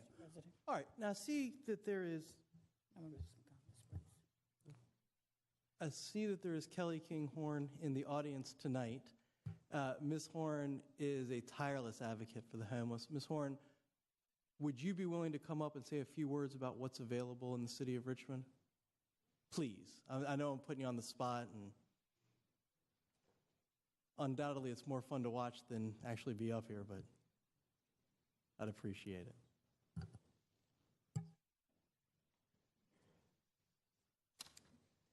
Hi, good evening. My name is Kelly Kinghorn. I'm the Executive Director of Homeward, and we are a regional planning agency. We don't provide direct services to people experiencing homelessness, excuse me, but we do work with those Richmonders who experience homelessness and all the agencies working to help them find solutions. And so I just wanted to, I think, address some misunderstandings perhaps about what is available in our region. And I'll start by saying that we do have a number of resources available for our neighbors experiencing homelessness. I'm certainly not going to say it's enough, and that we have, I don't think we've invested sufficiently in housing that's really available for people with extremely low incomes. We have some work to do on employment, I think particularly for those exiting incarceration. So all those points that have come up earlier, I think, are accurate, and we have to continue to work, because we know that many of our neighbors have exited homelessness, and many more can with that kind of assistance. So I just wanted to share a few resources. First, I probably don't have enough, but some brochures on 211. This is a free statewide resource that anyone can call if they want to give help or get help. There's a website and then a 24/7 phone call that's answered by a live person. And so that's just a resource. It's staffed by United Way of Greater Richmond in our region, so I just thought I would share those. maybe leave them in the back or can put them someplace in City Council. And that's also if someone wants to volunteer, you can call 211 and they can help make those connections as well. So a couple things have been mentioned about the services provided in Monroe Park, and certainly any personal connection to services is critical. Having that personal connection is what leads to hope to end homelessness, but we also know that what really ends homelessness is housing and services. And so I've been live tweeting because that's one of my favorite parts of Richmond City Council meetings. From August 2011 to February of this year, 231 people who were living on the streets of Richmond have exited those campsites, exited from under bridges, and are now in permanent housing. So we know it can be done. And I think I'm no expert on parks or leases or any of that, but really just I wanted to share that we do have a homeless assistance system in our region. We know there are both sort of more formal providers. There are those informal providers that are providing that personal connection. And I would hope that no matter what happens with the park, that we can really continue to reach out, continue to educate those receiving services, those giving services on how to not lose that personal connection. And I think that's possible no matter what y'all decide, right? Obviously, there's a lot of passion, there's a lot of expertise, but there are resources available, and we should continue to advocate for more resources that make a difference. Thank you, Ms. King. Yeah. And I will say that there's a great list of agencies who provide those services. It's on our website at homewardva.org. And then we also have a document called the Street Sheet, which lists meals available that are available any day of the week. Thank you very much. Vice President Robertson, I believe you wanted to say something. Would you mind in your comments also address the work you've done on the Affordable Housing Advisory Board and on the Anti-Poverty Commission? I'll do my best, Mr. President. I just wanted to, I'm sure I'll have a lot more to say on the 14th, but I did want to thank all of those that have come down to speak in regards to this paper. And I also want to say to you that your voice is very important, and we're very interested in being responsive to those things that you've brought to our attention, which some of we are aware of and others perhaps have been enlightened in the process.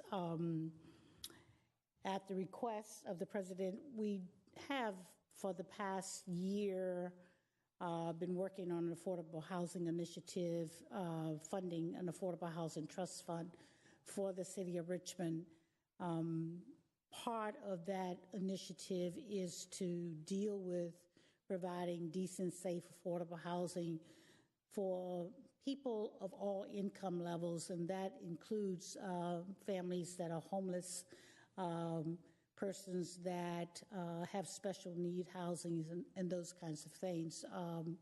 One of the commitment that the trust fund advisors has made as a part of all the funding that would be appropriated into this fund to build affordable housing is that 30% of the total dollars that are put in the Affordable Housing Trust Fund is restricted to provide housing for families that making 30% of the area median income and less, and that goes down to families that are not making any income at all.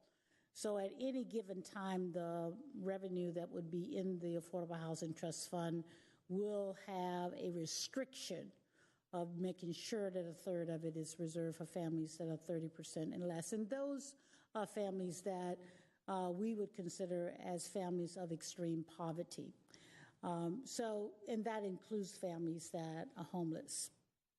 Likewise, for over 2 years, we have been working on an initiative to address poverty in the city of Richmond.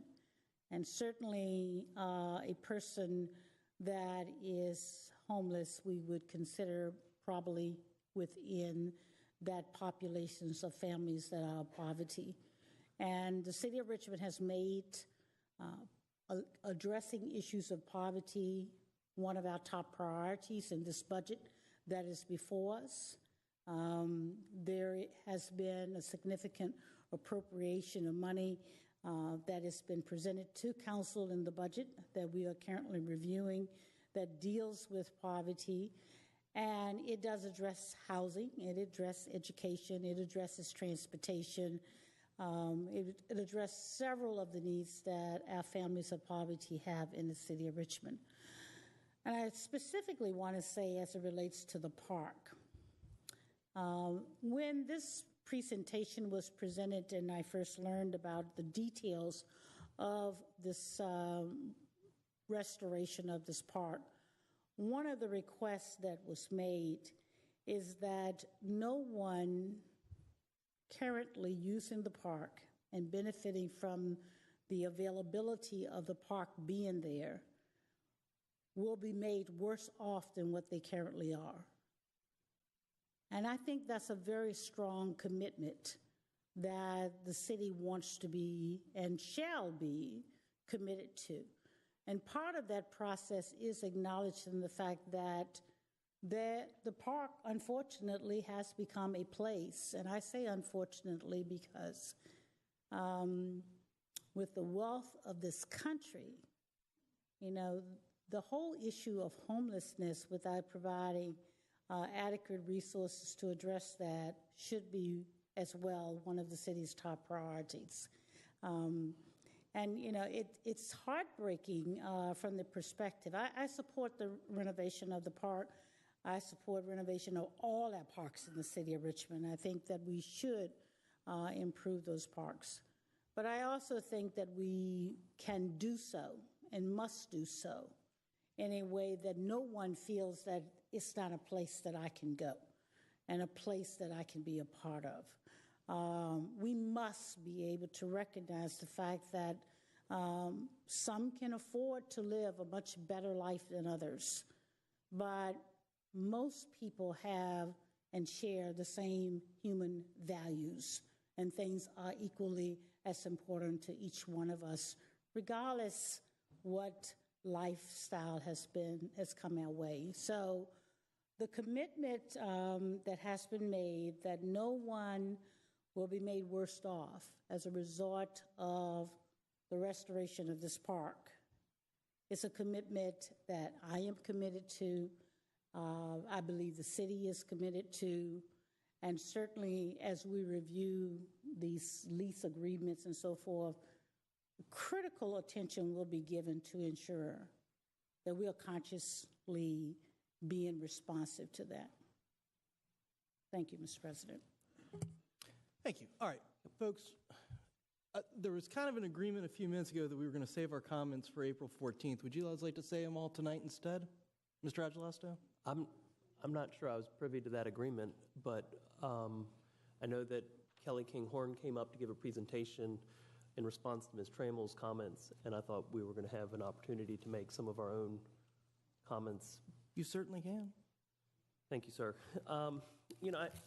There are a couple of points that I think are really critical to this conversation, and I cannot go without making reference to them at this point. We've talked about the importance of maintaining a public park. We've talked about the importance of this being a city park with city oversight. However, I do have significant concerns with the current lease as it was drafted and advertised, by which there is no provision for anybody in the public to be appointed to the board of the Conservancy. The way that it's currently set up is that it's 1/3 VCU, 1/3 Conservancy, and 1/3 city employees. Having conferred with the city attorney, no one on council is a city employee. Even with the council president's 5-year recognition, we are officers of the city. We're not considered employees of the city. Therefore, President Samuels, you cannot serve on the Monroe Park Advisory or the Monroe Park Conservancy as a city employee. So I have very big concerns about us not even being able to be appointed to that.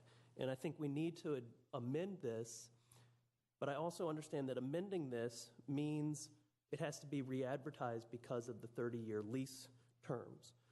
What I would like to think is that maybe we could amend a 40-year lease with 10-year renewals, and that we could then continue this as a 40-year lease, but have some level of public input and oversight to the Conservancy.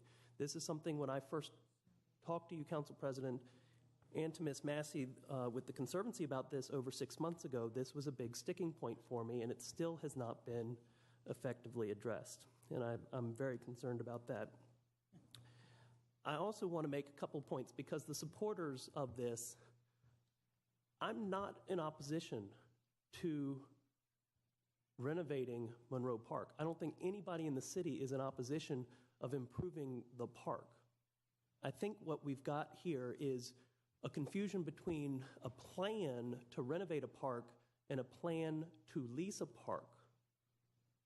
The plan to renovate the park has been approved by the city. It's gone through all of the appropriate UDC, Planning Commission. It is even in the budget as a line item. We've got the money to improve Monroe Park. The money in the budget for fiscal year 15 is $1.2 million from the capital budget. That is in comparison to major park renovations budget of only $500,000. That is to cover all of the other parks in the entire city. That's Bird Park, Bryan Park, Carter Jones Park, Chimborazo Park. $500,000 compared to $1.2 million that the city has already committed. We're asking for some help from the private sector to fund renovations of our parks. And I think we're able to do that successfully. And I heard mentioned several times of Capital Trees. Capital Trees has donated money directly to the city to make improvements. And I think we have a good working relationship with Capital Trees. I'm not confident that we need a conservancy to serve as a middleman to receive contributions from organizations such as Capital Trees. Likewise, VCU and the city had a maintenance agreement to maintain, remove trash, clean up Monroe Park. That agreement had been in place for many, many years. Benign neglect is as much of the city's fault as it is VCU's fault. Why can't the maintenance agreement get renewed between the city and VCU? Why is there a provision that we need a third-party intermediary? I'm sorry, I just don't understand what the value of the Conservancy is providing in terms of the ongoing oversight. I get it. I love Bryant Park in New York. I understand conservancies, but in this situation, I personally feel that the city is losing certain controls and oversights. Part of my concern about the 3-3-3 makeup of the board is that if we pass this lease and at some point council would like to renegotiate the lease, we need the Conservancy to come back to the table to renegotiate. If the city has a minority representation on the Conservancy, how would we ever have them come back to the table to renegotiate? We've just equalized the RMA. It took many, many years to equalize the RMA because the city didn't want to relinquish control over the future of that program. And here's a model where the city will go into it with no control and no guarantees that we could renegotiate the lease at our own terms. There's a provision in the lease that would allow the Conservancy to terminate without any provision with 60-day notice. However, the city is not guaranteed the same privilege of a 60-day termination without cause. And I'm not quite certain why the landlord would not have the same rights and guarantees as what is being issued to the leasee. Furthermore, I do have some concern that the policies that are being set forth don't come back for public input, that they're basically being sent to the Chief Administrative Officer for approval. And I think that there should be some public input in policy making as it relates to a public park. Those are a few of my concerns, and my recommendation to the body of council would be to consider amending this lease and either re-advertising it if the terms are such that they wish to have the 5-year or 30-year lease agreements, and make some of these changes so that we can protect the city's interests. Thank you. Thank you. All right. Mr. President. Mr. Hilbert. Thank you. I had a question here on page 10 of the ordinance, item 15B, triple I. Landlord shall pay, landlord being the city, supply gas, water, stormwater, sanitary sewer to the premises at no cost to the tenant. If the landlord cannot lawfully provide these services at no cost, landlord shall reimburse the tenant for these costs. There seems to be some ambiguity there as to whether we can or cannot lawfully provide these services at no cost. Yes. Mr. Jackson? Question to the city attorney as to if we could determine that. Mr. Hilbert, I can speak specifically to the water bonds that are issued by the city. There is a master agreement that governs all bond issuances by the water utility, and it specifically says that water can't be provided for free. So some alternative arrangement would have to be made in order to get where we are. That's the reason for the language here. Okay, and thank you. With respect to the stormwater, no one is exempt from paying that. The Commonwealth or any religious body, what have you, the normal groups that are not paying real estate taxes or other sorts of taxes. And I'd heard that we're going to have a system here in place that would capture the stormwater, which is highly commendable. Do we have any idea when that's going to be in place? I mean, this is all subject to the Conservancy raising, well, we can start these improvements tomorrow if we so desire, but it seems to me that is this agreement not going into place before the money is raised, and that the tenant would quote, endeavor to raise this money? How would that, so as it stands now, this lease could be, as soon as it's signed after we pass it, then there would only be an obligation to endeavor to raise this money. Is that correct? Yes, sir. That's the language that is contained in paragraph 3, I believe. Of the right. Lease. There are a couple of important distinctions, though, from what you said. Also, under the lease, under this agreement, rather, the lease term doesn't actually begin until after all of the improvements have been completed to the satisfaction of the city. So until that time, the property remains under the sole control of the city. And however, I mean, I thought that one of the main reasons here to bring this up was that there was going to be a $3 million cash infusion into this by the Conservancy, and it seems to me that without a promise to do that, I'm concerned as to just what are we getting out of that deal. It would seem like to me that we need this money raised in order to do the improvements that we've discussed. If we're going to do less than that, then I think there should be some risk sharing, I guess is what I'm saying, that with this $3 million, I'd like to see some of it, if not all of it, in place before this happens. And it doesn't seem to me that there is a provision in here that would guarantee that. Am I incorrect in that? The way the agreement is structured, Mr. Hilbert, the process for beginning construction first requires that the tenant, prospective tenant at that point, furnish satisfactory evidence that the funds have been raised.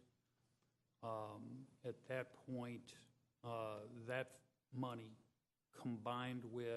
will be combined with funds that are appropriated by the city. A procurement process will be followed. If the result of that procurement process is that it appears to the satisfaction of the city that the improvements as drawn out can be made within the funds available, then the construction will begin. If it appears from the responses to the procurement process that the improvements cannot be completed within the funds available, then there is a process created within the agreement by which the city and the prospective tenant will try to reach agreement as to modifications of the plans. No one is obligated to agree on a modification. It is a modification that's to the satisfaction of both parties. If the parties agree on modifications, then construction would begin on the modified plans.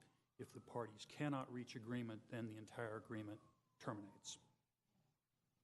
Okay, thank you. Thank you, Mr. President. Yes, sir.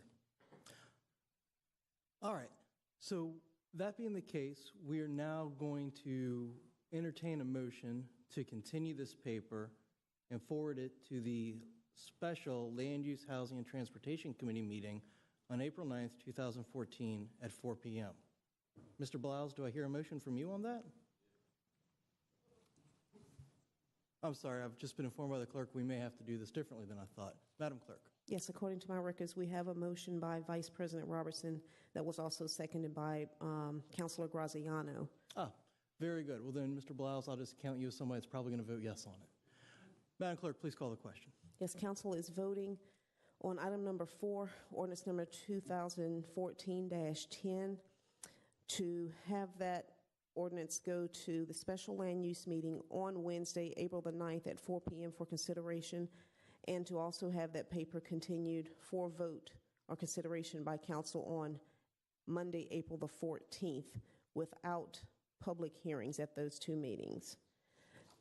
Mr. Blouse? Aye. Ms. Graziano? Aye. Ms. Mosby? Aye. Mr. Agelasto?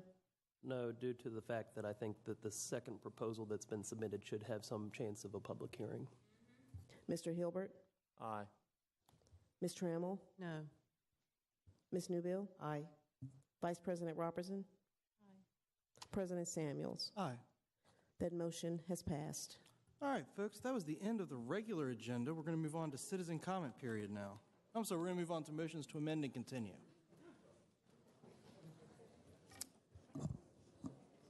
Dr. Newbill, do you have a question? Mr. President, Yes. I do have some questions and concerns as relates to this paper. I will wait until the 14th, but I would like to be sure in terms of where to direct those questions and concerns. I think some of them are certainly legal in nature, and so I can direct to the city attorney. Would you like to yourself or to? If you can copy me on them, if there's somebody else that can answer it, I'll make sure it gets to the right person. Okay, thanks.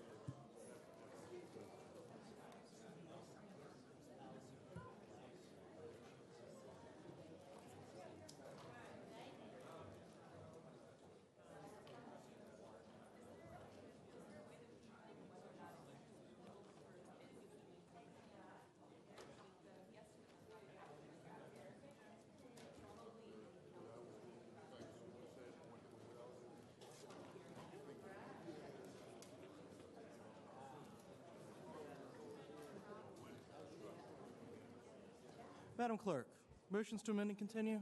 Yes, we have two, starting with item number 9, ordinance number 2014-29.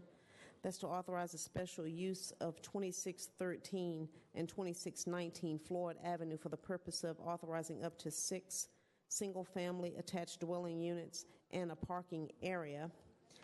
The proposed amendment to that paper is as follows. Page 1, line 18, after the word on, insert the Roman numeral 1. Page 2, line 1, after the comma, followed by the date December 9th, 2013, insert the text and Roman numeral 2, the sheet entitled entry stair revisions 2615-2619 Floyd Avenue, C6 houses prepared by Baskerville and dated March 18, 2014, collectively referred to as the plans. Page 4, line 13.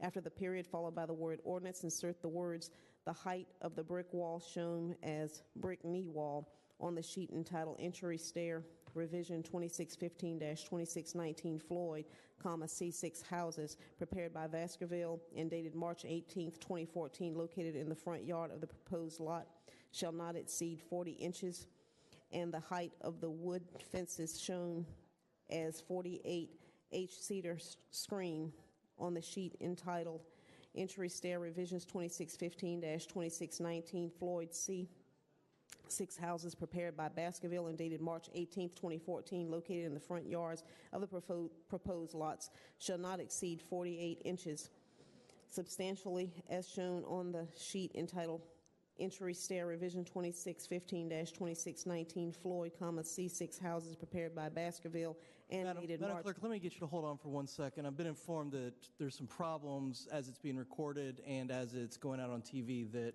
they can't hear what you're saying due to the noise in this room. So, folks, I'd ask you as you exit, if you'd exit quietly, since we're still in the middle of the meeting, I'd greatly appreciate it. Sorry about that for interrupting you, Madam Clerk. Okay. Entry stair revision 2615-2619 Floyd, C6 houses prepared by Baskerville and dated March 18th, 2014.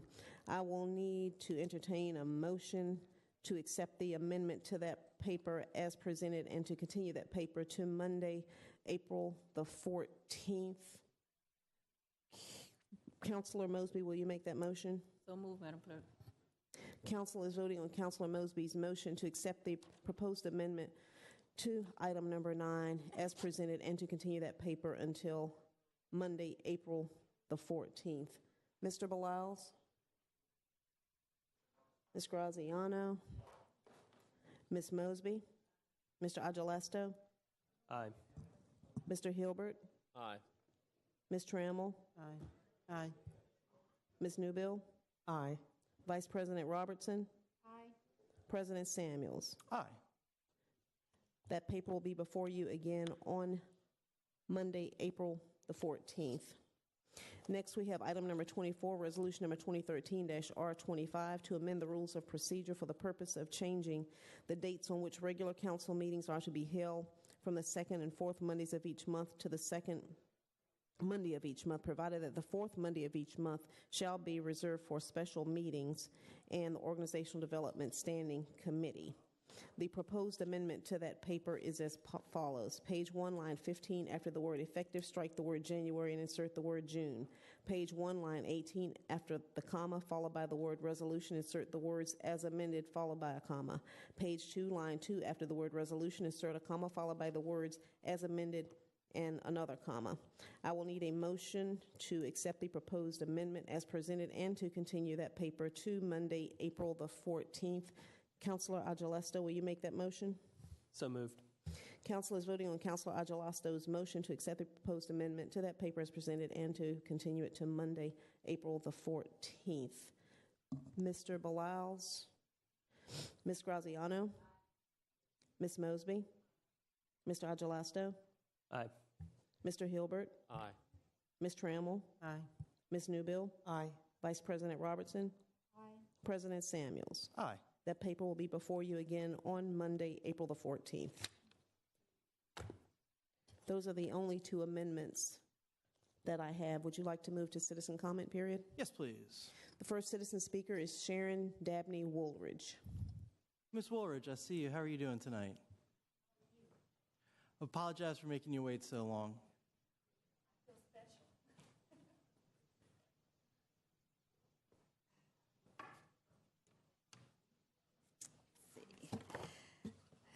Good evening, Council President and Council Vice President and Council members. I'm Sharon Dabney Woolridge, CEO of the Clean Care Team and Vice Chair of the Board of Directors of the Metropolitan Business League. The Metropolitan Business League is a 43-year-old association of small, women-owned, and minority businesses from throughout this region. Our organization represents hundreds of businesses in Central Virginia. First, I'd like to thank the Council for moving the process forward, Revitalize RVA Plan, forward so we can fully develop the Shockoe Bottom area while respecting our history with the Slavery and Freedom Heritage Site. At our board meeting on January 15th, our board of directors endorsed the Revitalize RVA plan proposed by the mayor. We did so for the following reasons. While we recognize that structure and financing is at a conceptual stage, we believe that a project of this scale would have a significant economic development impact. Likewise, investment at the Boulevard site seems to us will have an enormous potential to create jobs and tax revenue. We are unaware of any other plan that devotes comparable resources to honor the significant history that the Slavery and Freedom Heritage Site does. For too long, we have ignored and desecrated this hallowed ground. We are encouraged by the 40% minority participation goal in the project. We trust that safeguards will be put in place to ensure this goal is met. In sum, we believe that this project treats the sensitive historic site with dignity and respect, creates jobs, and provides a critical mass for the continued growth of Shockoe Bottom and the East End. Thank you for your time. Thank you so much for coming down, for making comment, and quite frankly, for waiting to make it. We really appreciate it. It was interesting. Thank you. Thank you. Next speaker is Kim Franklin. Kim Franklin.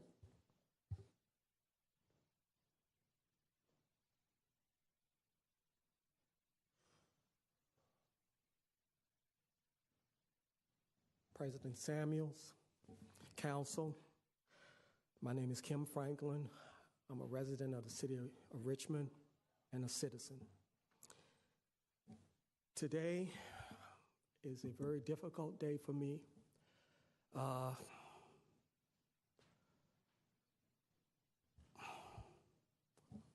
will start with asking you, President Samuels, 2 questions, if you could please not answer until I'm done.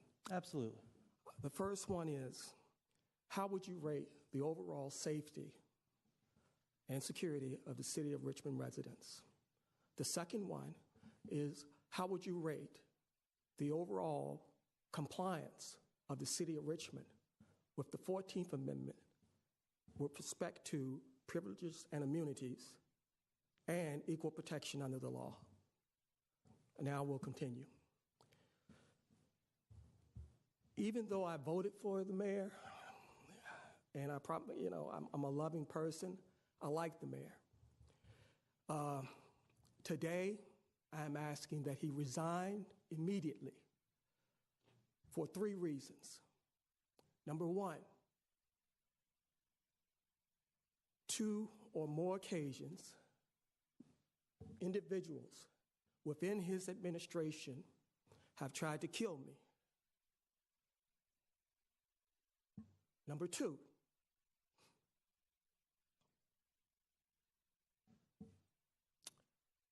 the mayor administration has doctored, falsified information in the SPSS system for economic gain. The system overall it was initially called Clementine. And even if the mayor did not know, he has given tacit approval to those who did know. 1, he made a statement on February 12, 2013, that he was not, I repeat, not happy with the overall trend of the crime statistics, which is done through the SPSS statistical system. It's a predictor model. So in my view, he cannot back away from some responsibility, and you can't change a statistical model at a lower level. You can change the inputs at a lower level, but not the overall outputs. Finally, I think the mayor must resign for violating the Constitution of the United States. Number 1, he has violated the 14th Amendment with respect to the Privileges and Immunities Clause. 2, he has violated the Equal Protection Clause of the 14th Amendment. And he has also, through members of his administration, violated the basic human rights of citizens in the city of Richmond. I'm open to a question if you want one, but in my view, I am so upset, angry, mad, but I'm a loving person. And despite the individuals who came to take my life, I tell them today, Bloods, I don't have anything against you. I just don't. I'm a loving person, and even if you did come to take my life, I will love you at the instant that you take it. And I will tell the mayor, I have nothing against you, no malice whatsoever. Sir, would you like to summarize? Your 3 minutes are up. Okay. All I'm saying is this. He must resign. End of story. The Constitution, the mayor, and the 14th Amendment cannot be in the same place. He has to step down. Thank you. Thank you, sir. Next speaker, please. Next speaker is Myra Bellany. Good evening. This is my first time here, so I'm going to be a little nervous and I might get a little emotional in these 3 minutes, okay? Good evening, President, Vice President, all of you, especially Ms. Mosby because she's my city councilwoman. I'm here. I left a paper today at your office for each and every one of you. It's concerned with Virginia Supportive Housing. I've been there for 3 years. I was homeless. I was on the side of these people. I was on the side of these people, okay? I have some issues and concerns, and I addressed them from the bottom all the way up to the top. Everybody ignored me. So what I did was I went online, I read, I Googled, I did everything I could, and I took out a lawsuit against them. So my rights have been violated. It all comes down to that. There are many people in my building. I live at 5409 Hull Street Road. Again, I'm Myra Bellamy. My rights have been violated. We have people in the building. When I first moved there 3 years ago, it was considered for the chronically homeless. Now it's considered for the most vulnerable mental. Okay, so now you have mixed mental people with homeless people, which they all are homeless in one extent. But these people are not trained to deal with these with the mental. There's been incidents, in fact, 2 weeks ago, a young lady, she cut somebody in the building, but she's still there. The reason I'm raising this issue is because right now I'm on the hot seat. I have brought up some things that they didn't want let out. Where I live, it's a nice place, but it's the staff, it's the people itself. I've had arguments with people just like you and everybody else. Sir President, you argue with somebody, okay, you get it off your chest, whatever. The last argument I had was January 10th. It got heated. I was supposed to be in a meeting, a resident meeting, and I never made it because the lady and I got into an argument. She threatened to hit me with a cane. So I go to my room and I get a broom and a reacher, you know, the grabber that old folks use to grab up stuff? Okay, I'm gonna make this short. Anyway, the police were called on me only. So they came to my room, they said, what happened, blah, blah, blah. I told them. It all comes down to this. They told me if I do not drop the lawsuit, I'm going to be put out my apartment, okay? I need your help. I know that you fund these people. I know that you give them money. I know that they are nonprofit, and I know that they are public housing. But they are not doing right by people. We have people dying and not being found for 4 or 5 days in their apartment. They have a gentleman right now in the building that's dying, and all they can say is, oh, another room. You know, this man, you can only have visitors from 9 in the morning to 11 at night. Something needs to be done. I'm asking you as a city, as human beings, look into this. You know, we're adult people. Treat us like adults. And that's all I have to say, and I thank you. Thank you, Ms. Bellamy. Y'all have a good evening. There's a young woman in the back, Kimberly Kyle. Could you please raise your hand? Do you see her, Ms. Bellamy? Yes. Okay. Excuse me. Would you please talk to Ms. Kyle, give her the information to make sure that we can follow up with this? Thank you so much. Sure thing. Y'all have a nice evening. All right. Next speaker, Madam Clerk. President Samuels, were you giving me an answer to my question No, sir. on the safety? Next speaker, Madam Clerk. Next speaker is Stuart Schwartz. Mr. Schwartz. Thank you, Mr. President and members of council. My name is Stuart Schwartz. I reside in the 7th District. Came to Richmond when my wife charmed me with the city. She had once lived in Jackson Ward. We were living up in Alexandria. Love the city so much that while I live here, I still run the Coalition for Smarter Growth out of D.C. So I will disclose a conflict of interest over rail service and better rail service to and from Richmond and D.C. I think it would be of great benefit to the revitalization of the city and to the many people who travel between the two economies. In my capacity running the Coalition for Smart Growth for 17 years, we've worked with all sectors, including the business community, endorsed millions of square feet of development and tens of thousands of housing units. Here in Richmond, I'm on the board and one of the founders of the Partnership for Smarter Growth, which has its 10-year anniversary next month. We've been very involved in working with the city and other sectors, the private sector, in public education on good planning, smart growth planning for our city and our region. We've also put up a website with as much information as we could find about the stadium proposal, probably more information than the city has on its website, at least more information in one place where it's easy to find. And I think, while my remarks tonight are personal, they also reflect what the PSG board as a whole feels, and that is one of concern about the process that's been involved with this stadium proposal. You've heard some of this before, but it is significant that we did not evaluate thoroughly alternatives for the 3 stadium sites in a public fashion with full consideration of all the pros and cons, traffic, economic development, and so forth. And for each site, we didn't consider alternative economic development and design approaches. And while we're going into the financial analysis stage and trying to do a more refined proposal, that's having the same discussion within one box without looking at this comparative data. We know that there are significant questions. We solicited input from the public and sent you many of those questions that they had sent to us. The finances, certainly traffic, which would be peak hour for the weekday games, interchange impacts, stormwater. I think it's important to think that we should have stormwater alternatives in terms of different approaches to address it. Green stormwater management on each of the hills and surrounding communities, including my own in Church Hill, would actually, in many cases, generate more local jobs for local Richmond residents rather than one big engineering project done by big engineering firms. So there can be advantages to a different approach there. Rail, I've admitted my conflict of interest, but certainly we haven't looked at the Main Street Station rail issue, the scale, the loss of the city grid, and other design issues, including the large parking garage. Probably most significant, of course, is the slave history that you've heard much about.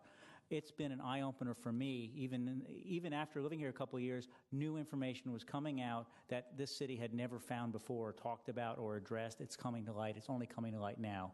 We really don't know what we don't know at this stage, and there is so much more to find. And a last-minute archaeological study, while bulldozers are getting ready to go, is not adequate.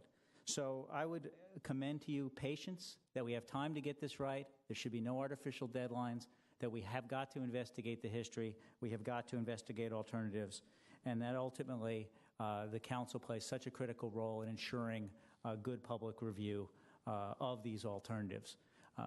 And lastly, I would say that it is the city's responsibility, city staff's responsibility to provide this information. I'm glad members of the public are providing alternatives, but they can only go so far, and they don't have the professional expertise to develop the alternatives as fully as should be done. Once we've looked at all those, then we can consider the best option for Shockoe Bottom, whether or not it involves a stadium or other forms of development. Thank you very much. Thank you, sir. Next speaker, please. That concludes the speakers for this evening, Mr. President. All right. And since we've already done the consent agenda, are there any expedited resolutions? No, we have none for consideration. May we please move to approval of minutes? The minutes to be approved are from the Monday, March 10th, 2014, informal and formal sessions of council, 3 p.m. and 6 p.m., the mayor's annual budget presentation, which was held March 13th, 2014 at 3 p.m., and council special meeting held March 13th, 2014, at 3:36 p.m. Ms. Newbill, will you make the motion for the approval of the minutes as read? So moved, Madam Clerk. You're now voting on Mrs. Newbill's motion for the approval of the minutes as read. Mr. Balaus? Aye. Ms. Graziano? Aye. Ms. Mosby? Aye. Mr. Algelasto? Aye. Mr. Hilbert? Aye. Ms. Trammell? Aye. Aye. Ms. Newbill? Aye. Vice President Robertson? President Samuels? Aye. Those minutes have been adopted. Thank you. We are finally at a point of reports and announcements. Is there a volunteer to go first? Mr. Blouse. Thank you, Mr. President. I'd just like to announce that there will be a First District Town Hall meeting tomorrow. Mr. Blouse, I'm sorry, your time is up. Man, it wasn't 3 minutes. Sorry, go ahead. It's all right. We're having a First District Town Hall meeting tomorrow night, March 25th at 6 p.m. at Albert Hill Middle School, and district residents are invited to come out and attend. Thank you. Thank you, Mr. Blouse. Ms. Graziano? Really don't have much, but there will be the Oxford Civics Association annual meeting will be held at 6:30 on April 8th, and that would be at St. Luke's Church on Chippenham Parkway. Thanks. Thank you. Ms. Mosby? Yes, the superintendent for RPS, Dr. Dana Betting, will be at the 9th District for a special meeting at the Richmond Social Service Building located in Southside Plaza on April 8th at 6 p.m., and he will be joined by the Boys Choir and a host of other guests. Ms. Alma Moore is the chair of the Midlothian Team Association. Also in the district, construction is on Derwin and Hall Street Road, and Hay Road will be closed to traffic attempting to access Hall Street until April 18th. Motorists will be diverted to Orcutt, Clearfield, Sneed, and Whitehead roads. I once again would like to congratulate Tony Squire for his hard work and commitment and encourage all of us to do our part in making Richmond special.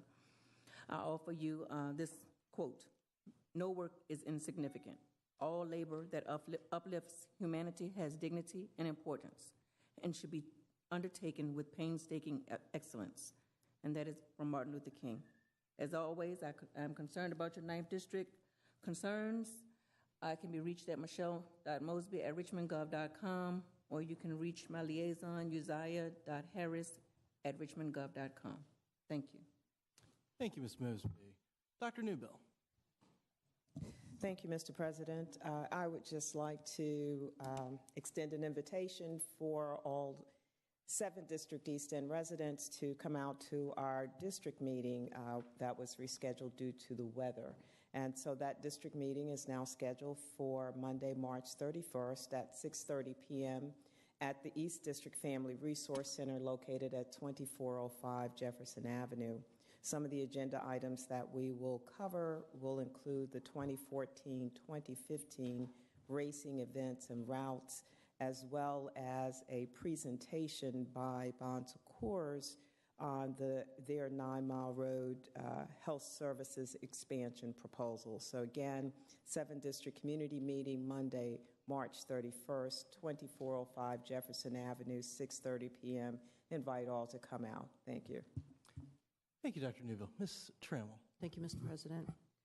Tomorrow we will have our public safety meeting here at 5 o'clock. It will be held right here in the council chambers tomorrow at 5. Hope you can attend. This right here is your smoke alarm. If you call 646-1526, that's 646-1526, these smoke alarms will save your life. The firefighters will come to your house and they will install it for free. And also if it needs a battery, they will put the battery in the smoke alarm for free. It doesn't cost you anything. And right now, it's probably the only thing in the city of Richmond that's free.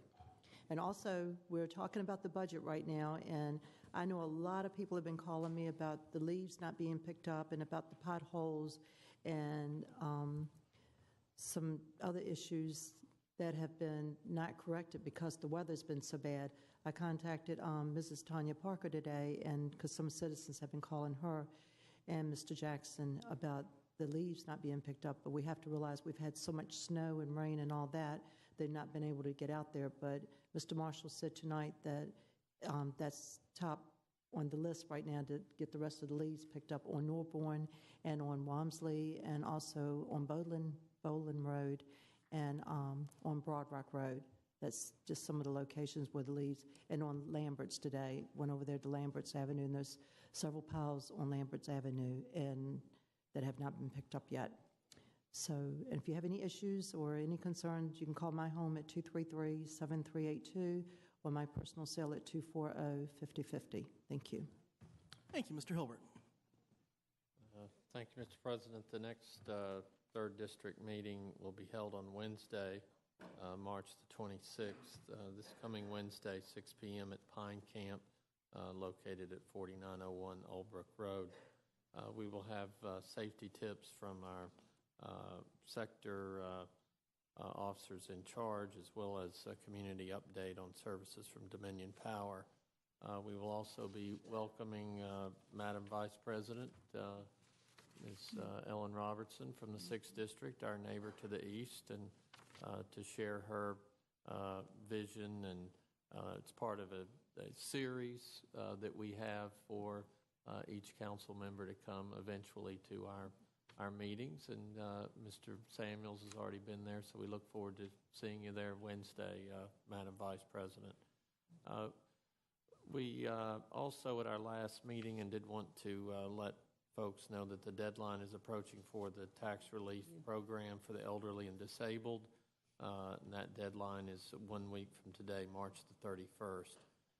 Citizens who participate in this program can have their real estate taxes reduced by 30 to 100%, depending upon your household income.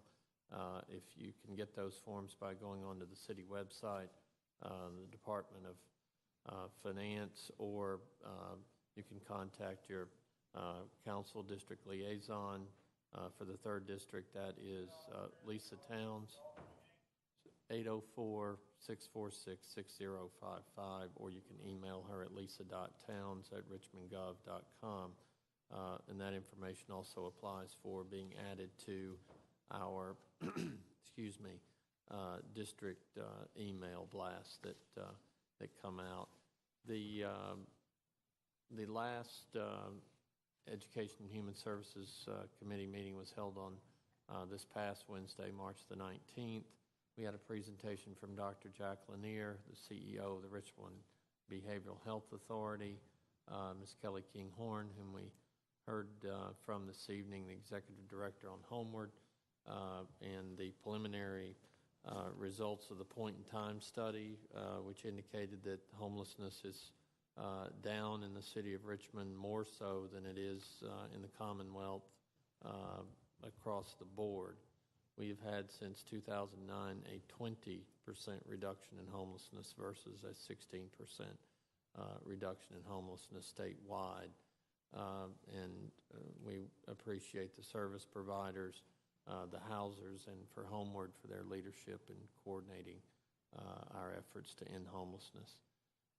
And finally, we had a projected scope of work from the audit department regarding the Department of Social Services. And our next meeting will be on the 3rd Wednesday of April. Thank you, Mr. President. Mr. Agelasto. Thank you, Council President. A series of meetings will be coming up here, the most important of which I encourage everybody from the 5th District to come to our next district meeting, April the 9th. That's Wednesday, April the 9th at 6:30 p.m., and we'll be meeting at George Wythe High School. And Dr. Bedden, the superintendent of Richmond Public Schools, has graciously accepted our invitation to join us, so he will be there. We will also be reviewing the city's 2015 budget. The budget book is fairly large. You can access it online, and I hope to have some conversations with district residents about budget priorities and understanding the budget a little bit better. Furthermore, we've got our neighborhood associations hosting meetings in the next couple of weeks before our council meeting in April. The Oregon Hill Neighborhood Association is going to be meeting tomorrow evening at 7 p.m. at the Williamburg Community House at 224 South Cherry Street.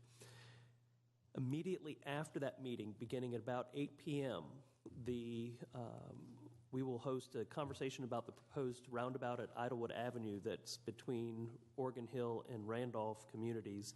And both residents of Randolph and Oregon Hill are invited to attend that meeting at 8 p.m., again at the Williamburg Community House, 224 South Cherry Street.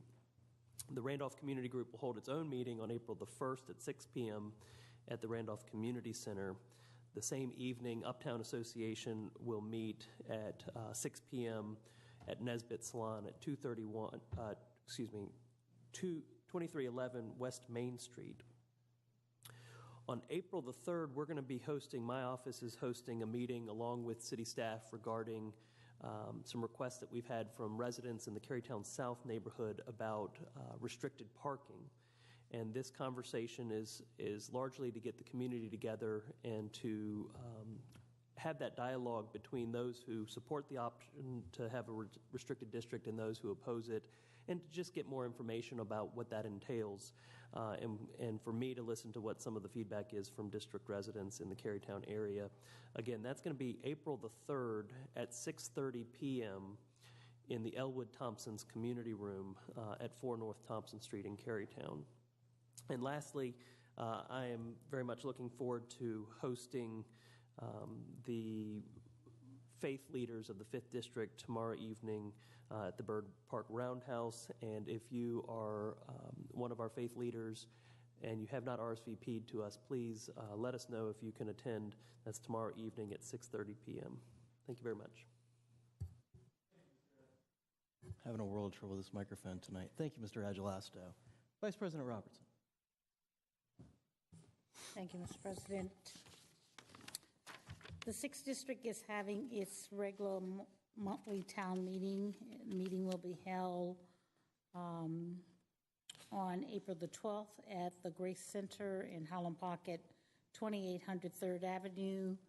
This meeting is being held in conjunction with the Richmond Department of Social Services, which will provide an opportunity for all residents of the city of Richmond that are interested in attending are welcome to discover free and reduced cost programs designed to help take the load off of your walk in life, is what it's called. It's a new program that's been implemented by the city called Aunt Bertha. So if you enter your zip code, you can find out what kind of services are available throughout the city of a multitude of choices to choose from. So that meeting will be held Saturday, April the 12th from 11 o'clock to 3 p.m. at the Grace Center, 2800 3rd Avenue. Also, I want to remind people that the deadline for application for the Affordable Health Care Act is March 31st. If you need assistance or seek other information, my office will be more than glad to help you in that process. Our number is 646-7964.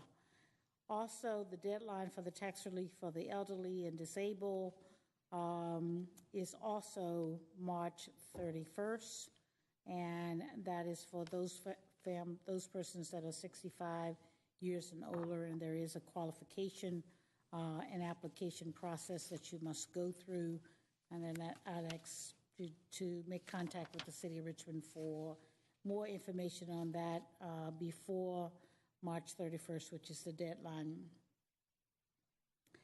There will also be a project cleanup stream in Oak Grove Bellmead community.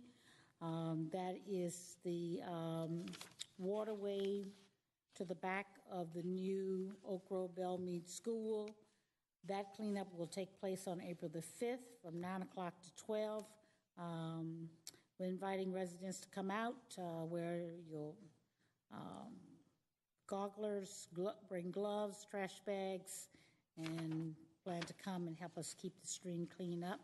If you need additional information on that, the number is 775-0951.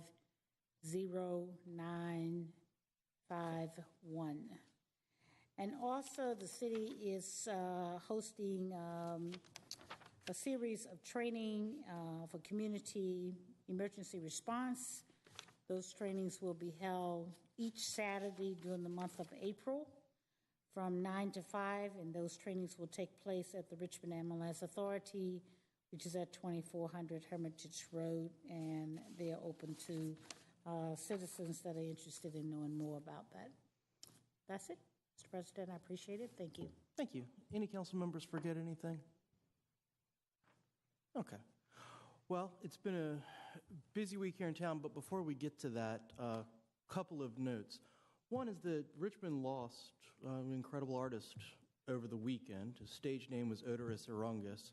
His real name was David Brocky, and he passed away this week. And on behalf of City Council, our thoughts and sympathy are extended to not only his fans and his friends, but also his family.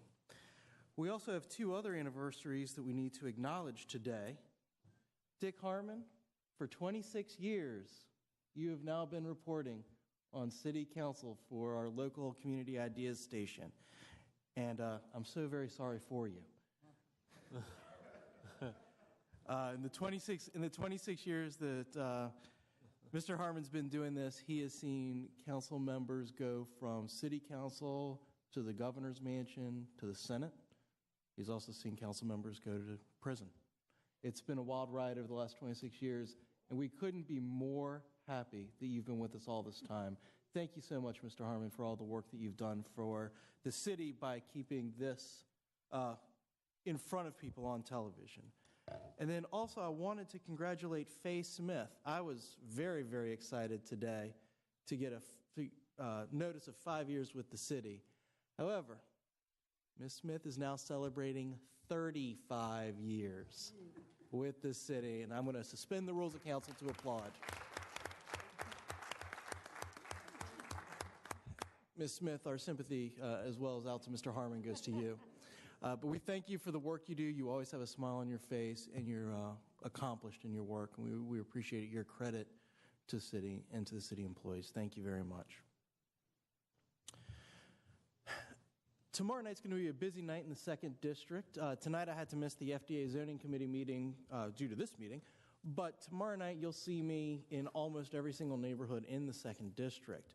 At 6 p.m., the Robinson Street Association will hold its regularly scheduled monthly meeting at Retreat Doctors Hospital, 110 Robinson Street. At 6:30, the West Grace Street Association will conduct their annual meeting at the Firehouse Theater, 1609 West Broad. Usually the first half hour to an hour of that is fellowship, and then they get into the meeting closer to 7:30.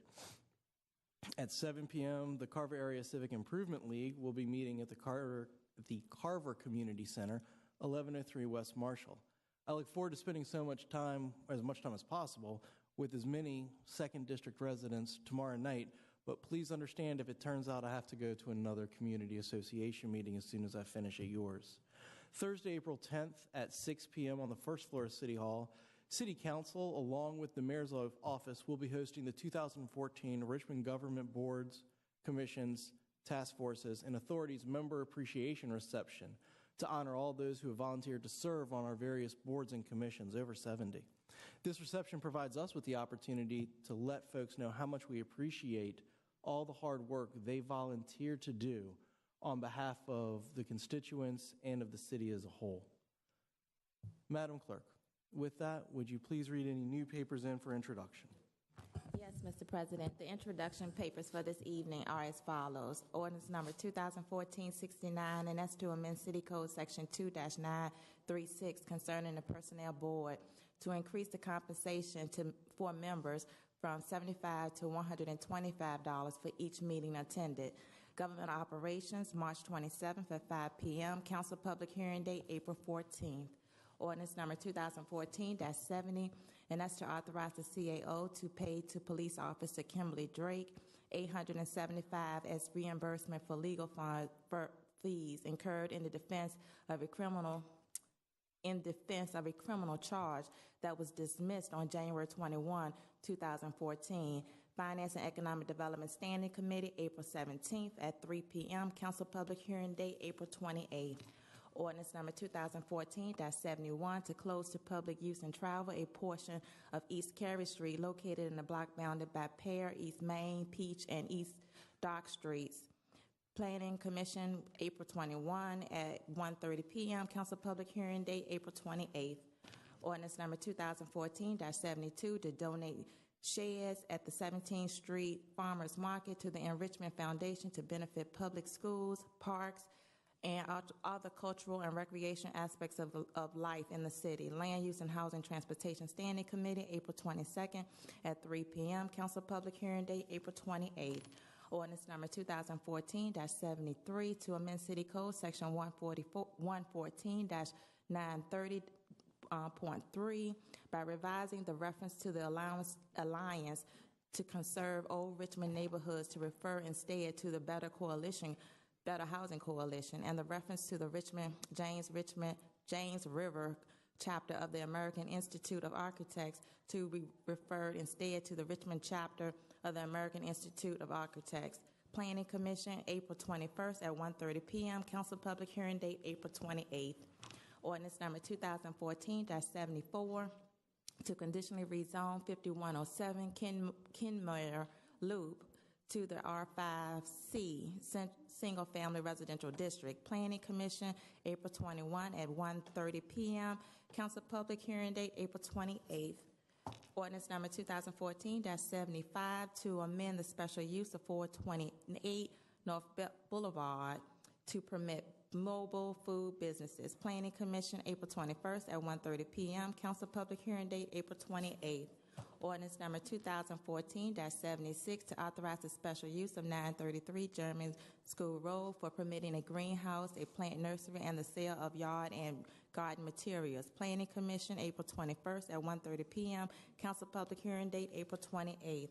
Ordinance number 2014-77 to amend the general fund budget for fiscal year 2014 to transfer $50,000 to the council agency for the purpose of enabling council to procure a consulting firm to aid in the negotiation proposal of the revitalized RVA project. Organization Development Standing Committee, April 7th at 5 p.m. Council public hearing date, April 14th. Ordinance number 2014-78 to authorize the special use of 2801 East Main Street, a portion of 2823 East Main Street, and a portion of East Carey Street for permitting a multifamily dwelling with up to 65 units and a principal use permitted in the B5 district. Council Planning Commission, April 21st at 1:30 p.m. Council public hearing date, April 28th. Ordinance Resolution number 2014-R53 to support the Buckingham Branch Railroad Company's application to Rail Preservation Program funds for its 2-year project, and to request that the Department of Rail and Public Transportation give priority consideration to allocating funds. Land Use, Housing, Transportation Standing Committee, April 21st at 3 p.m., 22nd at 3 p.m. Council public hearing date, April 28th. Resolution number 2014-R54 to approve $250 from the Council District Fund for the 8th District to assist with the costs associated with purchasing football helmets for the George Wilf High School football team. Council public hearing date, April 14th. Resolution number 2014-R55 to approve $800 from the Council District Fund for the 5th District to assist with the costs associated with purchasing football helmets for the George Wilf High School football team. Council public hearing date, April 14th. Resolution number 2014-R56 to appoint John Moster as a member of the Economic Development Authority. Council public hearing date, April 14th. Resolution number 2014-R57 to appoint Yolanda Bass Rance as a member of the Aging and Disability Advisory Board. Council public hearing date, April 14th. Resolution number 2014-R58 to appoint Kelly Kinghorn as a member of the Criminal Justice Board. Council public hearing date, April 14th. Resolution number 2014-R59 to appoint Julie Moeller as a member of the Community Criminal Justice Board. Council public hearing date, April 14th. Resolution number 2014-R60 to approve $250 from the Council District Fund for the 4th District to assist with the costs associated with purchasing football helmets for the George Wilf High School football team. Council public hearing date, April 14th. Resolution number 2014-R61 to encourage the citizens of Richmond to practice random acts of kindness in the spirit of compassion, kindness, and goodwill towards all persons. Education and Human Services Standing Committee, April 16th at 5 p.m. Council public hearing date, April 28th. Resolution number 2014-R62 to request that the CAO to prepare regulations, operating policies, and procedures to implement the programs for the Affordable Housing Trust Fund, Finance and Economic Development Standing Committee, April 17th at 3 p.m. Council public hearing date, April 28th. Mr. President, this concludes the reading of the new legislation for this evening. Unless any council member has any other business, this meeting is adjourned.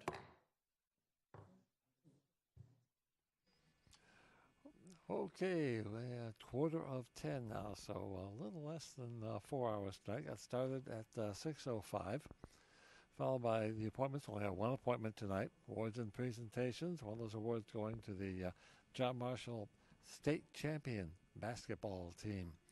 And young men all down here in their coats and ties. John Marshall sweaters looking very sharp. And we're also being told that not only were they great basketball players, but some great students as well, as they read out some of the honor roll students and some of the honor students there. Congratulations on all fronts to John Marshall High School. Okay, got to the agenda review, then the consent agenda, which only lasted it was about 10 minutes. A lot of people talking about Bandy Park, but it all was approved by a 9-0 vote. And then we got to the one event of the evening. In fact, they kind of moved things on the consent agenda first, then regular agenda, because the one big paper tonight was what we're calling the Monroe Park paper. This provides a nonprofit to take over operation and care of Monroe Park. They've received 2 bids, and those bids are now going to be looked over, and a motion was entertained by the President to continue the papers until April 14th to give them time to evaluate the 2 bids and vote on one or the other. And then we had the public hearing. Now, 24 people spoke against anybody taking over Monroe Park, or anybody, whatever was going on with Monroe Park. 24 people against it. Then 10 people spoke in favor of it, talking about some of the misconceptions and possibly that it's not going to do this, it's not going to do that, we'll do this, we'll do that. But that will be taken care of as they go over the next 2 papers. That will be 3 weeks from tonight for our next meeting. Though, by the way, there'll be no public hearing at that meeting. Now, the papers, the move to continue the papers and then vote with no public hearing was a 7-2 vote. The 2 votes against, Mr. Agelasto voted against it because he thought there should be another public hearing on the other paper, and Ms. Trammell voted against it as well. But we got through that. That took about an hour and 50 minutes. Following that, we got the motions to amend, followed by citizens' comment period, council reports, introduction of papers, and now we are adjourned. And this will be 3 weeks because we have 5 Mondays in the month of March. Thank you to President Samuels for recognizing me. I'm on 26 years being your city council reporter. Let's hope we can continue for quite a few more years. We'll just keep on going. So we'll look forward to seeing you on the 14th of April for our next Richmond City Council meeting. And so for Gavel to Gavel, I'm Dick Harmon saying good night.